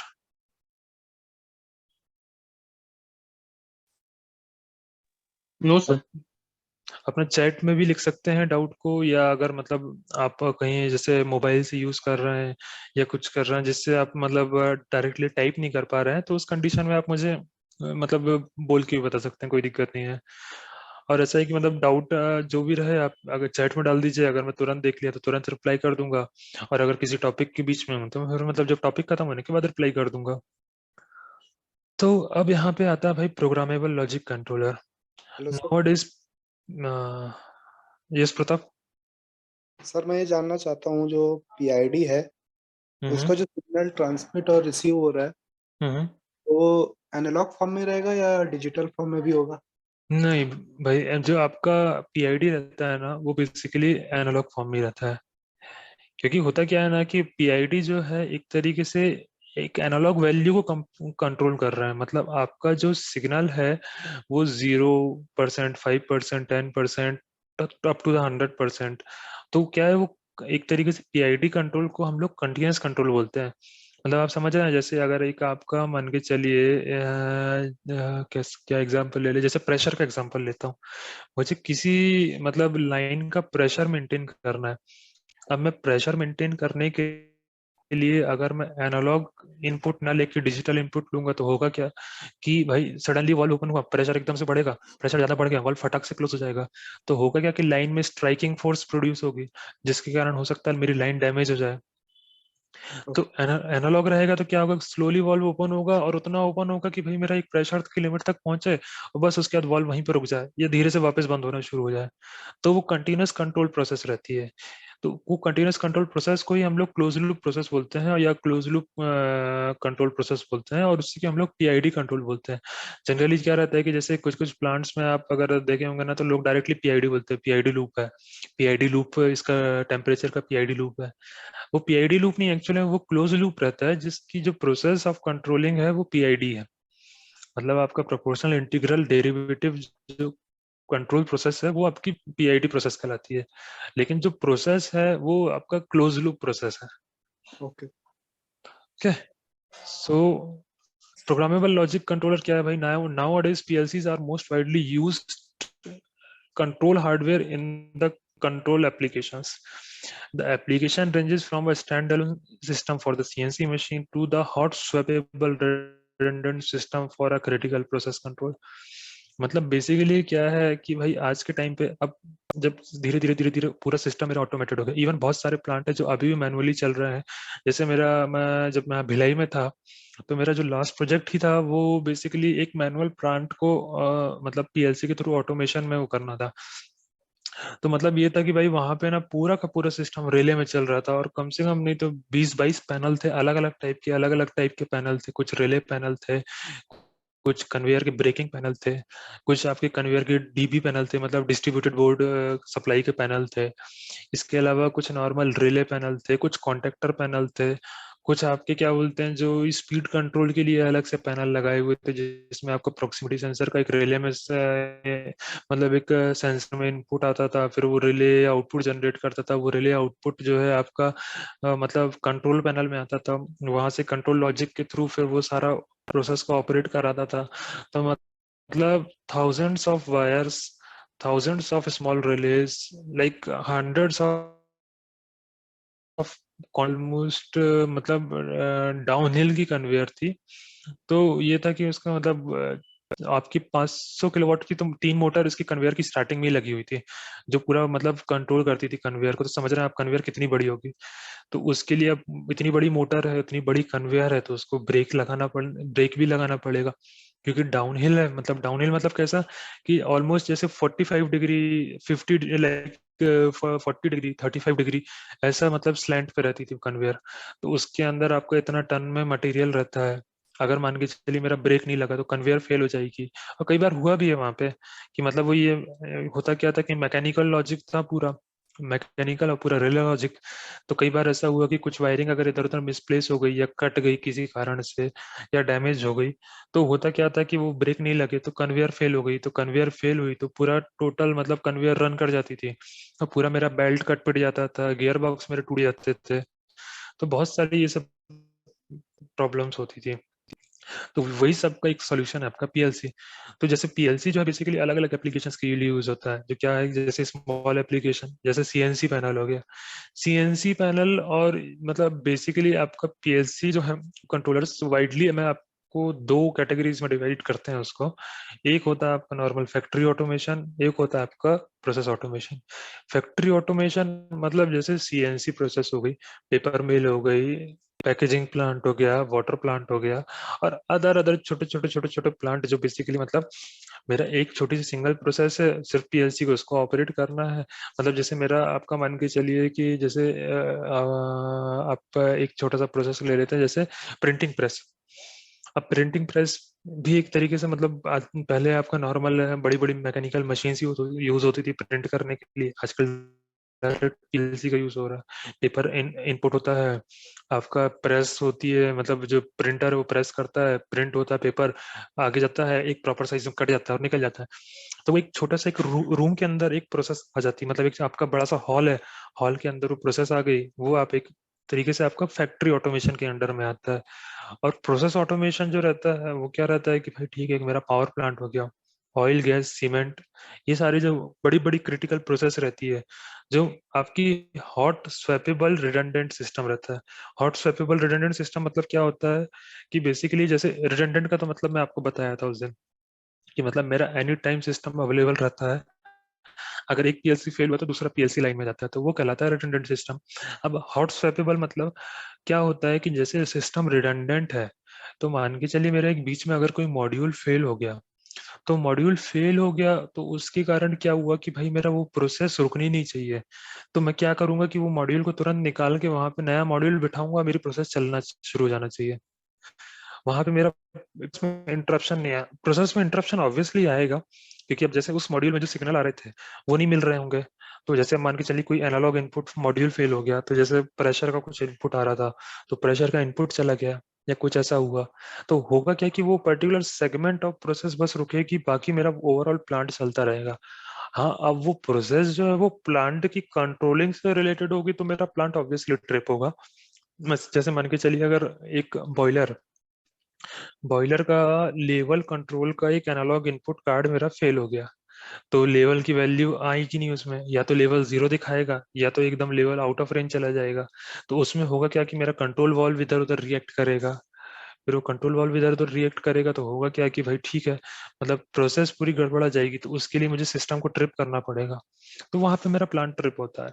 तो वो सेकेंडरी चीज है, लेकिन ये है कि मेरा सिस्टम मतलब पीएलसी मेरा स्टॉप में नहीं गया, सिर्फ वो उस एनालॉग इनपुट के कार्ड के कारण फेल होने के कारण मेरी प्रोसेस को मुझे रोकना पड़ा। तो वो कहलाती है एक हॉट स्वैपेबल कंडीशन की, मतलब मैं रनिंग प्लांट में मॉड्यूल को चेंज कर लूं। पहले क्या होता था कि जो छोटे छोटे पीएलसी हैं, जैसे आप अभी S7 1200 में काम करेंगे या S7 1500 में काम करेंगे, तो बेसिकली होगा क्या कि एक मिनट, जैसे S7 1200 क्या रहता है ना कि बेसिकली एक मतलब छोटा माइक्रो पीएलसी जो जनरली अपना फैक्ट्री ऑटोमेशन के लिए यूज करते हैं। इससे मतलब प्रोसेस ऑटोमेशन नहीं कर सकते आप इससे, लेकिन ये है कि आप प्लांट जो है कमीशन कर सकते हैं। जैसे आपका स्पंज आयरन का एक प्लांट है वो कमीशन कर सकते हैं, और छोटे छोटे जैसे मैं आपको एनएमडीसी का एक प्रोजेक्ट बताया वो भी S7 1200 पे है।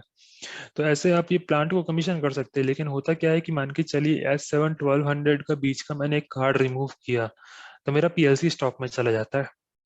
मतलब वो पीएलसी ही ऑटोमेटिकली स्टॉप में चला गया तो प्रोसेस सारी रुक जाएगी, और वो जो बाकी बचा हुआ डेटा है वो भी दिखना बंद हो जाएगा मेरा, अगर पीएलसी स्टॉप में गया। तो वो कंडीशन क्या बोलते जो है वो हॉट स्वैपेबल कंडीशन नहीं कहलाती। हॉट स्वैपेबल कंडीशन वो कि मेरा अगर बीच का एक मॉड्यूल निकला है तो मेरा पीएलसी स्टॉप मोड में नहीं जाना चाहिए, तो वो कहलाता है आपका हॉट स्वैपेबल कंडीशन। अब बेसिकली भाई व्हाट कंस्टिट्यूट्स अ पीएलसी, मतलब पीएलसी क्या क्या कंसिस्ट करता है। जैसा कि आप मैं स्टार्टिंग में बताया था आपको, the PLC program interface between the field input. Basically होता क्या है कि एक पीएलसी जो है वो एक प्रोग्राम इंटरफेस है between field input element like limit switch, sensor, push button and the final control element like actuator, solenoid and control और ड्राइव्स, हूटर एंड एटसेट्रा। तो बेसिकली ये है कि मतलब आपका जो है एक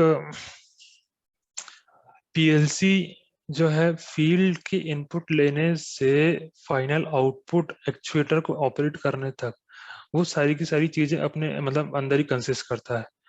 तो अब भाई क्या क्या चीजें हैं जो मतलब पीएलसी अपने आप में कंसिस्ट करता है कि भाई डायरेक्ट इनपुट ले रहा है और आउटपुट जनरेट कर दे रहा है, बीच का प्रोसेस तो कुछ हो ही नहीं रहा है, बीच का जो प्रोसेस है वो पीएलसी के अंदर ही हो रहा है। तो पीएलसी जो है अपन मतलब क्या क्या कंसिस्ट करता है, तो PLC consist of input module. मतलब इनपुट मॉड्यूल जैसे digital input, analog input, RTD, thermocouple और various other other type of input, जैसे क्या बोलते हैं 3 फेज इनपुट्स भी आते हैं अगर मुझे एनर्जी डेटा मेजरमेंट करना है तो बेसिकली ये इनपुट मॉड्यूल कहलाते हैं। तो digital input, digital output, analogue input और इस टाइप के। तो CPU with a processor and a program memory, भाई ठीक है, मतलब जैसे सीपीयू आपका एक माइक्रो प्रोसेसर, उसके साथ एक प्रोग्राम मेमोरी, वो अगर टोटल ओवरऑल मिलता है तो वो एक कंट्रोलर का काम करता है। तो मतलब एक तरीके से एक सीपीयू रहेगा, उसके अंदर एक छोटी सी प्रोग्राम मेमोरी होगी। जैसे आप जिस कंट्रोलर में अभी काम करेंगे उसकी प्रोग्राम मेमोरी 150 केबी, 200 केबी, 250 केबी। अब आप बोलेंगे यार इतनी कम मेमोरी, मतलब आज के टाइम पे मोबाइल की मेमोरी तक 256 जीबी आने लगी है, लेकिन जो कंट्रोलर वो अभी मतलब 156, 128 केबी, इवन मतलब 100 केबी तक के क्या बोलते पीएलसी आते हैं। तो क्या रहता है ना कि जो आपका इंटरनल प्रोग्राम है ना वो बहुत ही कम मेमोरी लेता है। मतलब आप समझ रहे हैं आप, मैं केबी में बात कर रहा हूँ लेकिन जो प्रोग्राम है वो ऑपरेट होता है बिट्स में।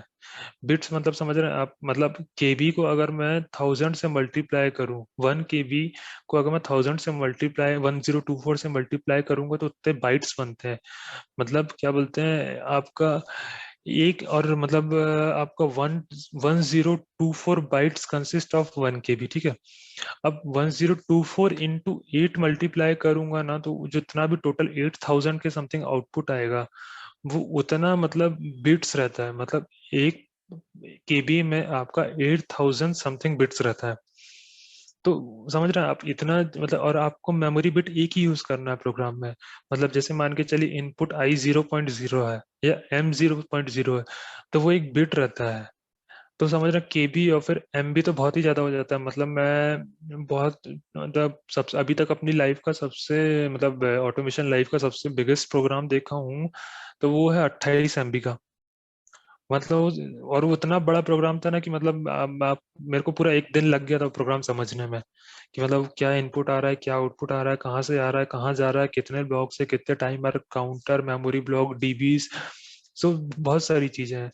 तो वो बेसिकली मतलब वो एक तरीके से प्रोग्राम मेमोरी कहलाती है जिसमें आपका टोटल ओवरऑल प्रोग्राम स्टोर होता है और प्लस सारे के सारे arithmetic and logic operation perform होते हैं। फिर उसके बाद आता है आउटपुट मॉड्यूल। आउटपुट मॉड्यूल में जैसे आपका डिजिटल आउटपुट हो गया, एनालॉग आउटपुट हो गया, एक्चुएटर आउटपुट हो गया, रिले आउटपुट हो गया, इसके अलावा और भी अदर अदर टाइप के आउटपुट हो गए। तो वो सारे कहलाते हैं आपके भाई आउटपुट मॉड्यूल के अंदर आते हैं। फिर आता है बस सिस्टम। बस सिस्टम मतलब थोड़ा सा मतलब नया सा वर्ड सुनाई दे रहा है कि यार बस सिस्टम क्या हो रहा है, अभी तक मैंने कुछ ऐसा बस सिस्टम के बारे में डिस्कशन नहीं किया। तो bus system is nothing but overall like it is a like a connection between all the architecture to the power supply। मतलब बेसिकली क्या रहता है कि आपका ओवरऑल मेरे मॉड्यूल्स में कहाँ कहाँ कैसी क्या पावर जाना है, कहाँ से इनपुट आ रहा है, कहाँ से आउटपुट जा रहा है, ओवरऑल जो भी आपका मतलब ट्रांसमिशन का जितना काम करवाता है वो करवाता है बस। जैसे आपने देखे होंगे क्या बोलते हैं ये सब स्टेशन वगैरह में, अगर आप इलेक्ट्रिकल ब्रांच से जा बिलोंग करते होंगे तो आप में क्या बोलते हैं सब स्टेशन वगैरह गए होंगे, तो सब स्टेशन में देखे होंगे आपने ऊपर बस बार रहती हैं, या आप सिंक्रोनाइजिंग बस बोलते हैं। तो बस होता क्या है एक्चुअली, बस मतलब ये है कि जितने भी इनपुट आउटपुट आ रहे हैं टोटल एक पर्टिकुलर एक ग्रिड में आके कनेक्ट हो रहे हैं, वो कहलाती है बस। फिर वो बस जो है वहां से एक प्रॉपर एक इनपुट आता है, पावर सप्लाई इनपुट, और वो फिर बस आगे डिस्ट्रीब्यूट करती है। जैसे आप, मैं मान के चलिए आप एक छोटा सा एग्जांपल और लेता हूँ, नेटवर्क स्विच। नेटवर्क स्विच भी एक तरीके से बस है। वहां पे होता क्या है कि मेरा एक इंटरनेट का एक इनपुट आ गया, और वो बाकी सारे क्या बोलते हैं जितने भी, जैसे 24 पोर्ट की आती है, 12 पोर्ट की आती है, 8 पोर्ट की आती है स्विच। तो मतलब जैसे क्या बोलते हैं आपका 8 पोर्ट की स्विच है, उसमें एक इनपुट आ गया और बाकी 7 आउटपुट हो गए, तो एक तरीके से बस कहलाता है। तो बेसिकली मतलब बस सिस्टम रहता है और पावर सप्लाई रहती है। पावर सप्लाई आपका पीएलसी की पावर सप्लाई 24 वोल्ट भी रहती है, 110 वोल्ट भी रहती है, मतलब 24 वोल्ट डीसी, 110 डीसी और 230 एसी। तीन टाइप की मतलब आपकी पावर सप्लाई रहती है जो पीएलसी में देते हैं हम लोग। ये एक तो छोटा सा स्ट्रक्चर है जो बेसिकली क्या बोलते हैं आप, मतलब पीएलसी का जो है एक ही मोडीकॉन का एक पीएलसी है। तो उसमें आपका मतलब क्या क्या रहता है वो यहाँ पे दिखाया है। तो जैसे आपका भाई ठीक है, एक इनपुट आउट मतलब क्या बोलते हैं आपका एक स्क्रीन है इन रैक, और या डायग्नोस्टिक स्क्रीन बोल लीजिए या बिल्ट इन डिस्प्ले बोल लीजिए उसको, जो क्या करता है कि पूरा आपको डिस्प्ले दिखाता है कि मतलब पीएलसी मेरा क्या क्या फॉल्ट है, क्या हेल्दी है, कितने इनपुट आए, कितने आउटपुट आए, क्या है, वो पूरा आपको यहाँ पे एक छोटी सी स्क्रीन है उसमें दिखती रहती है। तो वो बिल्ट इन डिस्प्ले कहलाता है, जो मतलब आईओ की चेक करने के लिए और डायग्नोस्टिक, मान के चलिए मेरा कोई मॉड्यूल फॉल्टी हो गया तो यहाँ फॉल्ट की एलईडी ब्लिंक करने लगेगी, या कुछ और भी दूसरा इंडिकेशन आएगा जिससे पता चल जाएगा कि भाई आपका मॉड्यूल फॉल्टी है। फिर उसके बाद है प्रोग्रामिंग टर्मिनल पीसी कनेक्शन। भाई पीसी कनेक्शन के लिए मेरे को यहाँ पोर्ट दिया है, वेरियस टाइप के अदर अदर पोर्ट रहते हैं। मान के चलिए जैसे आपका हो गया प्रोफीनेट पोर्ट हो गया, प्रोफी बस पोर्ट हो गया, RS485 पोर्ट हो गया, मॉड बस पोर्ट हो गया। तो जितने भी मतलब आपका पीसी के स्काडा से कम्युनिकेशन के लिए जो आपके पोर्ट यूज होते हैं, वो अगर यहाँ पे है तो ये प्रोग्रामिंग टर्मिनल पीसी कनेक्शन कहलाता है। फिर इसके बाद ये आजू बाजू में लगे आईओ मॉड्यूल्स हो गए, digital input, digital output, analogue input, analog output, RTD, thermocouple, ये सारे मॉड्यूल्स जो है पीएलसी के बाजू में लगे रहते हैं, वो आईओ मॉड्यूल्स कहलाते हैं। फिर इसके बाद आया पीसीएमसीआई, एक कम्युनिकेशन पोर्ट। मतलब ये कम्युनिकेशन पोर्ट बेसिकली आपका जैसे कि कुछ कुछ पीएलसी ऐसे रहते हैं जो मतलब प्रोग्रामिंग के लिए अलग पोर्ट यूज करते हैं, हम कम्युनिकेशन और नॉर्मल कम्युनिकेशन के लिए अलग पोर्ट यूज करते हैं। जैसे आप सीमेंस की पीएलसी में भी देखेंगे ना, तो उसके लिए मेन पीएलसी का जो मेन पोर्ट रहता है वो सिर्फ आपके आईओ मॉड्यूल के कम्युनिकेशन के लिए यूज करते हैं। अगर हम लोग को अलग से कम्युनिकेशन कराना है तो सीपी कार्ड का यूज करते हैं हम लोग। या आप देखेंगे ये क्या बोलते हैं अलग अलग पीएलसी में कि बस रहती है, बाजू में बस बनी हुई रहती है, वहां मॉड्यूल कनेक्ट होते हैं, तो वो पोर्ट आप कम्युनिकेशन के लिए यूज नहीं कर सकते हैं। तो वैसे क्या बोलते हैं पीसीएमसीआई पोर्ट, कम्युनिकेशन पोर्ट बोलते हैं उसको। सिमिलरली पीसीएमसीआई मेमोरी एक्सपांशन, मतलब जो सीपीयू की इंटरनल मेमोरी अगर मेरे को बढ़ाना है तो उसके लिए क्या बोलते हैं एक एक्सपांशन का पोर्ट अलग से दिया, वहां पे आप मेमोरी कार्ड वगैरह कुछ भी लगा सकते हैं। फिर इसके बाद जो है आपका ये नॉर्मल, जैसा मैं आपको बताया, जो फील्ड इनपुट के लिए एक अलग से पोर्ट रहता है कि जब फील्ड के पूरे इंस्ट्रूमेंट कनेक्ट होंगे वो यहाँ कनेक्ट होंगे। फिर इसके बाद जो है आपका counter, up down fast counter, ये तो चलिए आपकी बात की चीजें, काउंटर क्या होता है वो बाद में बताऊंगा मैं आपको। फिर उसके बाद जैसे एनालॉग इनपुट के लिए मतलब अलग से एक पोर्ट दिया है कि भाई डायरेक्टली आप केबल के थ्रू एनालॉग इनपुट कनेक्ट कर सकते हैं। तो ये एक छोटा सा पीएलसी का एक स्ट्रक्चर था आपके लिए। फिर ये है आपका, ये सीमेंस का पीएलसी है बेसिकली। ये सीमेंस का एक S7-300 का मॉडल है, जिसमें आपका एक ये पीएलसी है, ये पूरे आईओ कार्ड्स हैं, और ये जो एक आपका छोटा सा आगे एक मॉड्यूल निकला हुआ दिख रहा है ये मेमोरी कार्ड है। और एक ये छोटा सा यहाँ पे जो ये दिख रही है डिप स्विच दिख रही है, ये पीएलसी को ऑन ऑफ करने के लिए यूज करते हैं हम लोग। तो बेसिकली क्या है कि ये एक पीएलसी का स्ट्रक्चर है। पीएलसी के स्ट्रक्चर ऑलमोस्ट सबके सेम रहता है, जैसे यहाँ पे भी देख रहे हैं आप, ये पीएलसी है, ये आईओ कार्ड है, इसमें भी देख रहे हैं आप ये सीमेंस का पीएलसी है। सीमेंस की S7-300 की सीरीज थी, जो आजकल अभी तो बंद हो गया है ना। और ये पूरे उसके डिजिटल इनपुट आउटपुट कार्ड थे, यहाँ पे जैसे ही आप ये कवर को ओपन करेंगे ना तो यहाँ वायरिंग करने का ऑप्शन रहता था। ये पूरे वो रहता था। अब ये पावर सप्लाई जो एक्सटर्नल पावर सप्लाई यहाँ कनेक्ट होती थी और ऑटोमेटिकली इनपुट आउटपुट मॉड्यूल में पावर सप्लाई मिल जाती थी। तो ये था। फिर इसके बाद ये Allen Bradley, same Allen Bradley का पीएलसी रहता है, ये इस टाइप से दिखता है। तो वेरियस अदर अदर टाइप के पीएलसीज रहते हैं। अब जैसे डिस्ट्रीब्यूटेड आईओ मॉड्यूल्स क्या होते हैं, मान के चलिए मेरा जो पीएलसी के बाजू में मॉड्यूल लगे हैं वो तो ठीक है भाई, कनेक्टेड आईओ मॉड्यूल हो गए, लेकिन अब मेरा कोई एक फील्ड के सेंसर मान के चलिए मेरे यहाँ से पीएलसी से 300 मीटर्स के डिस्टेंस पे है, मतलब 300 मीटर की दूरी पे है। तो अब मैं क्या है कि भाई वो डायरेक्ट मैं मॉड्यूल मतलब पीएलसी को तो भाई अब मैं डायरेक्टली वो केबल ला के कनेक्ट नहीं कर सकता, नहीं तो मेरा वायरिंग का कॉस्ट बहुत ज्यादा बढ़ जाएगा। तो उसके लिए हम लोग क्या करते हैं, प्लस सिग्नल लॉस अलग होगा, क्योंकि भाई आपका एक तरीके से देखा जाए तो जैसे जैसे डिस्टेंस बढ़ता है वैसे वैसे मेरा वोल्टेज ड्रॉप होता है, वोल्टेज ड्रॉप होने के कारण मेरा सिग्नल वीक होगा। तो उसके लिए हम लोग क्या यूज करते हैं, डिस्ट्रीब्यूटेड आईओ मॉड्यूल या आरआईयू, मतलब remote input output unit, RIU unit बोलते हैं जिसको। तो होता क्या है कि उसमें भाई मैं फील्ड में डायरेक्ट मैं एक मॉड्यूल की यूनिट लगा दिया और वहां से कम्युनिकेशन केबल के थ्रू मैं लेके आ गया। तो ये आपका क्या बोलते हैं जो है, बेसिकली होता क्या है कि सिग्नल सारे के सारे इस मॉड्यूल पे आके कनेक्ट होंगे और ये कम्युनिकेशन केबल के थ्रू आपका यहाँ आके कनेक्ट हो जाएगा। तो ये डिस्ट्रीब्यूटेड आईओ मॉड्यूल्स कहलाते हैं, जो फ्यूचर में और आपको डीपली बताएंगे कि मतलब कैसे कम्युनिकेशन होता है, डिस्ट्रीब्यूटेड का क्या क्या टाइप रहते हैं। फिर इसके बाद ये हॉट रिडंडेंट सिस्टम, जो मैं आपको बताया कि रिडंडेंसी क्या होती है। तो आपका ये जो फाइबर ऑप्टिक के थ्रू लिंक रहता है और स्प्लिटर्स रहते हैं, आईओ मॉड्यूल्स रहते हैं वेरियस टाइप के। तो ये सब हम लोग फ्यूचर में देखेंगे कि भाई हॉट रिडंडेंट सिस्टम, मतलब हॉट रिडंडेंट सिस्टम एग्जैक्टली होता क्या है, वो फिर टेपिंग्स क्या होती है, मतलब कैसे कैसे टेपिंग रहते हैं, फाइबर ऑप्टिक का लिंक क्या होता है। फिर इसके बाद नेटवर्किंग, बेसिकली मतलब नेटवर्किंग मतलब क्या कि भाई पीएलसी स्काडा से कैसे कम्युनिकेट कर रहा है, अपने दूसरे मॉड्यूल से कैसे कम्युनिकेट कर रहा है, वो सब।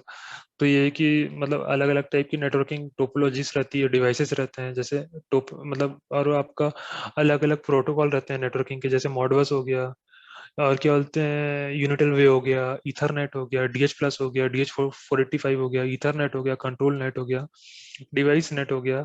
तो अलग अलग रहते हैं, जैसे सीमेंस का L1 L2 H1 प्रोफिबस हो गया। L1 L2 H1 जो रहता है बेसिकली टाइप ऑफ कम्युनिकेशन रहता है, कि मतलब मेरा किस किस टाइप से कम्युनिकेशन हो रहा है वो बताता है। हालांकि ये बहुत एडवांस फॉर्म है, वो आपको मतलब एकदम फ्यूचर में पता चलेगा कि भाई क्या एक्चुअली में ये है ये, मतलब L1 L2 H1 R1 S1 इस टाइप के क्या बोलते हैं अलग अलग कम्युनिकेशन प्रोटोकॉल रहते हैं। फिर इसके बाद आता है भाई आपका प्रोग्रामिंग लैंग्वेजेस, कितने टाइप की प्रोग्रामिंग लैंग्वेजेस रहती हैं। मैं थोड़ा सा परसों के दिन भी बताया था, मैं आज भी थोड़ा सा रिवाइज कर रहा हूँ इस चीज को, कि मतलब प्रोग्रामिंग जो पीएलसी में क्या बोलते हैं प्रोग्रामिंग लैंग्वेज जो रहती है वो होती है आपकी ladder, STL, instruction list, SFC और function block diagram. Ladder logic normally जो आपका सिक्वेंशियल, मतलब क्या बोलते हैं डायरेक्टली 1 to 1 आपका नेटवर्क कनेक्ट करते जाइए, और वो सबसे बेसिक लैंग्वेज जो होगी लैडर हो गई। उसके बाद आता है स्ट्रक्चर टेक्स्ट और इंस्ट्रक्शन लिस्ट। स्ट्रक्चर टेक्स्ट और इंस्ट्रक्शन लिस्ट जो है ऑलमोस्ट सेम रहती है, बस किसी क्या बोलते हैं पीएलसी में उसको इंस्ट्रक्शन लिस्ट के फॉर्म में बोलते हैं, किसी पीएलसी में उसको स्ट्रक्चर टेक्स्ट के फॉर्म में बोलते हैं। बाकी मतलब जैसे अगर हमें सीमेंस में बात किया जाए तो उसको स्ट्रक्चर टेक्स्ट बोलते हैं, अगर आप एलन ब्रेडली या रॉकवेल में बात कर रहे हैं तो उसको इंस्ट्रक्शन लिस्ट बोलते हैं। वैसे ही आता है आपका एसएफसी। एसएफसी जो रहता है बेसिकली आपका सिक्वेंशियल जो लैंग्वेज रहती है, सिक्वेंशियल फंक्शन चार्ट। कल जब मतलब परसों के दिन मैं आपको एक एग्जांपल दिखाया था। Similarly FBT. तो ये वेरियस वेरियस टाइप की आपकी प्रोग्रामिंग लैंग्वेज है। फिर इसके बाद आता है स्काडा। स्काडा मतलब supervisory control and data acquisition software. तो basically supervisory control and data acquisition, मतलब आपका एक तरीके से स्काडा होता क्या है। हालांकि मतलब ये अभी ऐसा ऑटोमेशन का मतलब पार्ट है, इसलिए अभी मैं इसको कवर कर रहा हूँ, बाकी बेसिकली अभी तो मतलब कायदे से पीएलसी कवर करना चाहिए। फिर धीरे से स्काडा में जंप करेंगे अपन, एक नॉर्मली एक आपको ब्रीफ ओवरव्यू देने के लिए कि features of typical SCADA software होते क्या है भाई। Dynamic process graphics. Dynamic process graphics का मतलब ये है कि भाई जैसे मेरी जो फील्ड में प्रोसेस चल रही है उसका एक डायरेक्ट मिमिक डिस्प्ले मुझे स्काडा में दिखते रहना चाहिए, तो वो एक डायनामिक प्रोसेस ग्राफिक्स कहलाता है। Real time and historical trending, मतलब आपका पिछला जितना भी लेवल कम ज्यादा हुआ, टेम्परेचर कम ज्यादा हुआ, उसका ट्रेंड, और जो कंटिन्यूस अभी चल रहा है उसका तो ट्रेंड आता ही है। अलार्म। अलार्म मतलब जैसे कुछ भी अगर इवेंट या हिस्ट्री में कुछ भी इवेंट आया था तो वो उसके लिए अलार्म्स देखते हैं हम लोग। रेसिपी।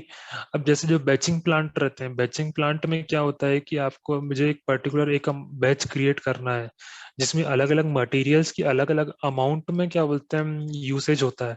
तो उसको हम लोग बोलते हैं रेसिपी। जैसे आप मान के चलिए मुझे एक पनीर बटर मसाला बनाना है, उसकी एक रेसिपी अलग रहती है। पनीर आपका मान के चलिए पनीर टिक्का बनाना है, उसकी रेसिपी अलग रहती है। सिमिलरली सीमेंट में अगर देखा जाए, जैसे बैचिंग यूनिट रहती है, तो सीमेंट में कई बार आपको अलग अलग बैचिंग प्लांट कहलाते हैं। तो वो क्या होता है कि एक पर्टिकुलर रेसिपी क्रिएट करता है कि मुझे इस टाइम पे इस रेसिपी की जरूरत है, उस टाइम पे वो रेसिपी की जरूरत है, तो उसको बोलते हैं रेसिपी मैनेजमेंट। सिक्योरिटी, अब आपको वेरियस टाइप ऑफ क्या बोलते हैं सिक्योरिटीज मिल जाती हैं इसमें। जैसे क्या बोलते हैं आपका डेटा ये है कि आप जैसे आप कैसे बोले इसको कि जितना भी इंटरनेट का इन्वायरमेंट है, बेसिकली उससे ये है कि आप जैसे कुछ भी इंटरनेट में आप डायरेक्टली कोई हैक नहीं कर सकता है, उसके लिए अलग से सिक्योरिटी रहती है, उसमें फायरवॉल रहता है। तो फायरवॉल के थ्रू आप भाई ये कि डेटा को सेव कर सकते हैं जो पर्टिकुलर कोई हैक नहीं कर सकता है। इसके अलावा डिवाइस कनेक्टिविटी, वेरियस टाइप की डिवाइस कनेक्टिविटी आपको इसमें शो होती रहती है स्काडा में। Script for the logic development, आप डायरेक्टली पीएलसी में ना मतलब पीएलसी में ना प्रोग्रामिंग करके आप कुछ कुछ प्रोग्रामिंग जो है डायरेक्ट स्काडा में भी कर सकते हैं। उसके लिए डायरेक्ट सी स्क्रिप्टिंग या विजुअल बेसिक स्क्रिप्टिंग लिखना पड़ता है, या और भी दूसरी स्क्रिप्टिंग होती है, उसके थ्रू भी हो जाता है। तो मतलब ये स्क्रिप्ट फॉर लॉजिक डेवलपमेंट। और डेटाबेस कनेक्टिविटी, जैसे मेरा स्काडा जो है बेसिकली डेटा को एसक्यूएल सर्वर में स्टोर करके रखता है। तो इस एसक्यूएल सर्वर या तो मेरे लोकल सिस्टम में भी रह सकता है, या वेरियस अदर सर्वर्स रहते हैं जहाँ पे डेटा स्टोर होता है, तो वो उसकी डेटाबेस की कनेक्टिविटी बन जाती है। तो स्काडा सॉफ्टवेयर के क्या बोलते हैं कुछ कुछ जो लीडिंग मैन्युफैक्चरर्स हैं वो है वंडरवेयर, और इसके अलावा क्या बोलते हैं इंटेल्यूशन, इसके अलावा मर्स, एलन ब्रैडली, सीमेंस, जी फैन्यूसी और केपीआईटी। इन जैसे वंडरवेयर का जो स्काडा का नाम है वो इनटच स्काडा है। इंटेल्यूशन का जो है फिक्स डीएमएसीएस, फिर इसके बाद जो मर्स सिस्टम है उसका है एस्पिक। एलन ब्रैडली का जो है RS view, RSL view, RSL logics जो है एलन ब्रैडली का सॉफ्टवेयर रहता है प्रोग्रामिंग के लिए। सीमेंस का जो स्काडा है उसको विनसीसी बोलते हैं, विंडोज कंट्रोल सेंटर। उसके बाद जो जी फैन्यूसी का जो स्काडा है उसको सिंप्लिसिटी बोलते हैं। केपीआईटी का जो स्काडा है उसको अस्ट्रा बोलते हैं। इसके अलावा और भी दूसरी कंपनी है, जैसे आपका ये हो गया जो जनरली गवर्नमेंट प्लांट में यूज होता है, जब आपका भेल, भेल जो टरबाइन मैन्युफैक्चर करता है वो स्काडा भी देता है अपना। तो जो भेल का स्काडा है उसका नाम रहता है मैक्स डीएनए। तो ऐसे वेरियस वेरियस अदर स्काडा रहते हैं। तो बेसिकली जो आपका मतलब ये है ओवरऑल यहाँ तक का जो टॉपिक था, ये आज का एक ऑटोमेशन का ओवरव्यू था कि मतलब मेरा ऑटोमेशन होता क्या है एक्चुअल में। तो मतलब आपको मेरे हिसाब से थोड़ा सा क्लियर हो गया होगा कि मतलब क्या है ऑटोमेशन, क्या करते हैं, मतलब क्या मतलब बेसिकली ऑटोमेशन क्या क्या एन चीजें एनकम्पास करता है और क्या सॉल्यूशंस देता है। तो अब मेरे को लगता है थोड़ा सा आइडिया हो गया होगा आपको। अभी अगर किसी को कुछ डाउट है तो बिल्कुल पूछ सकते हैं।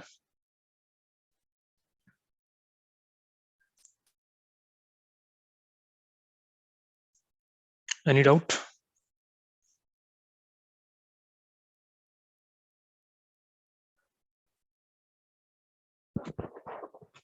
मतलब जो मैं जितना मैं बताया उतना समझ में आया कि नहीं आया, मतलब कोई एक आध अगर फीडबैक दें तो मेरे को थोड़ा सा क्लियर होगा।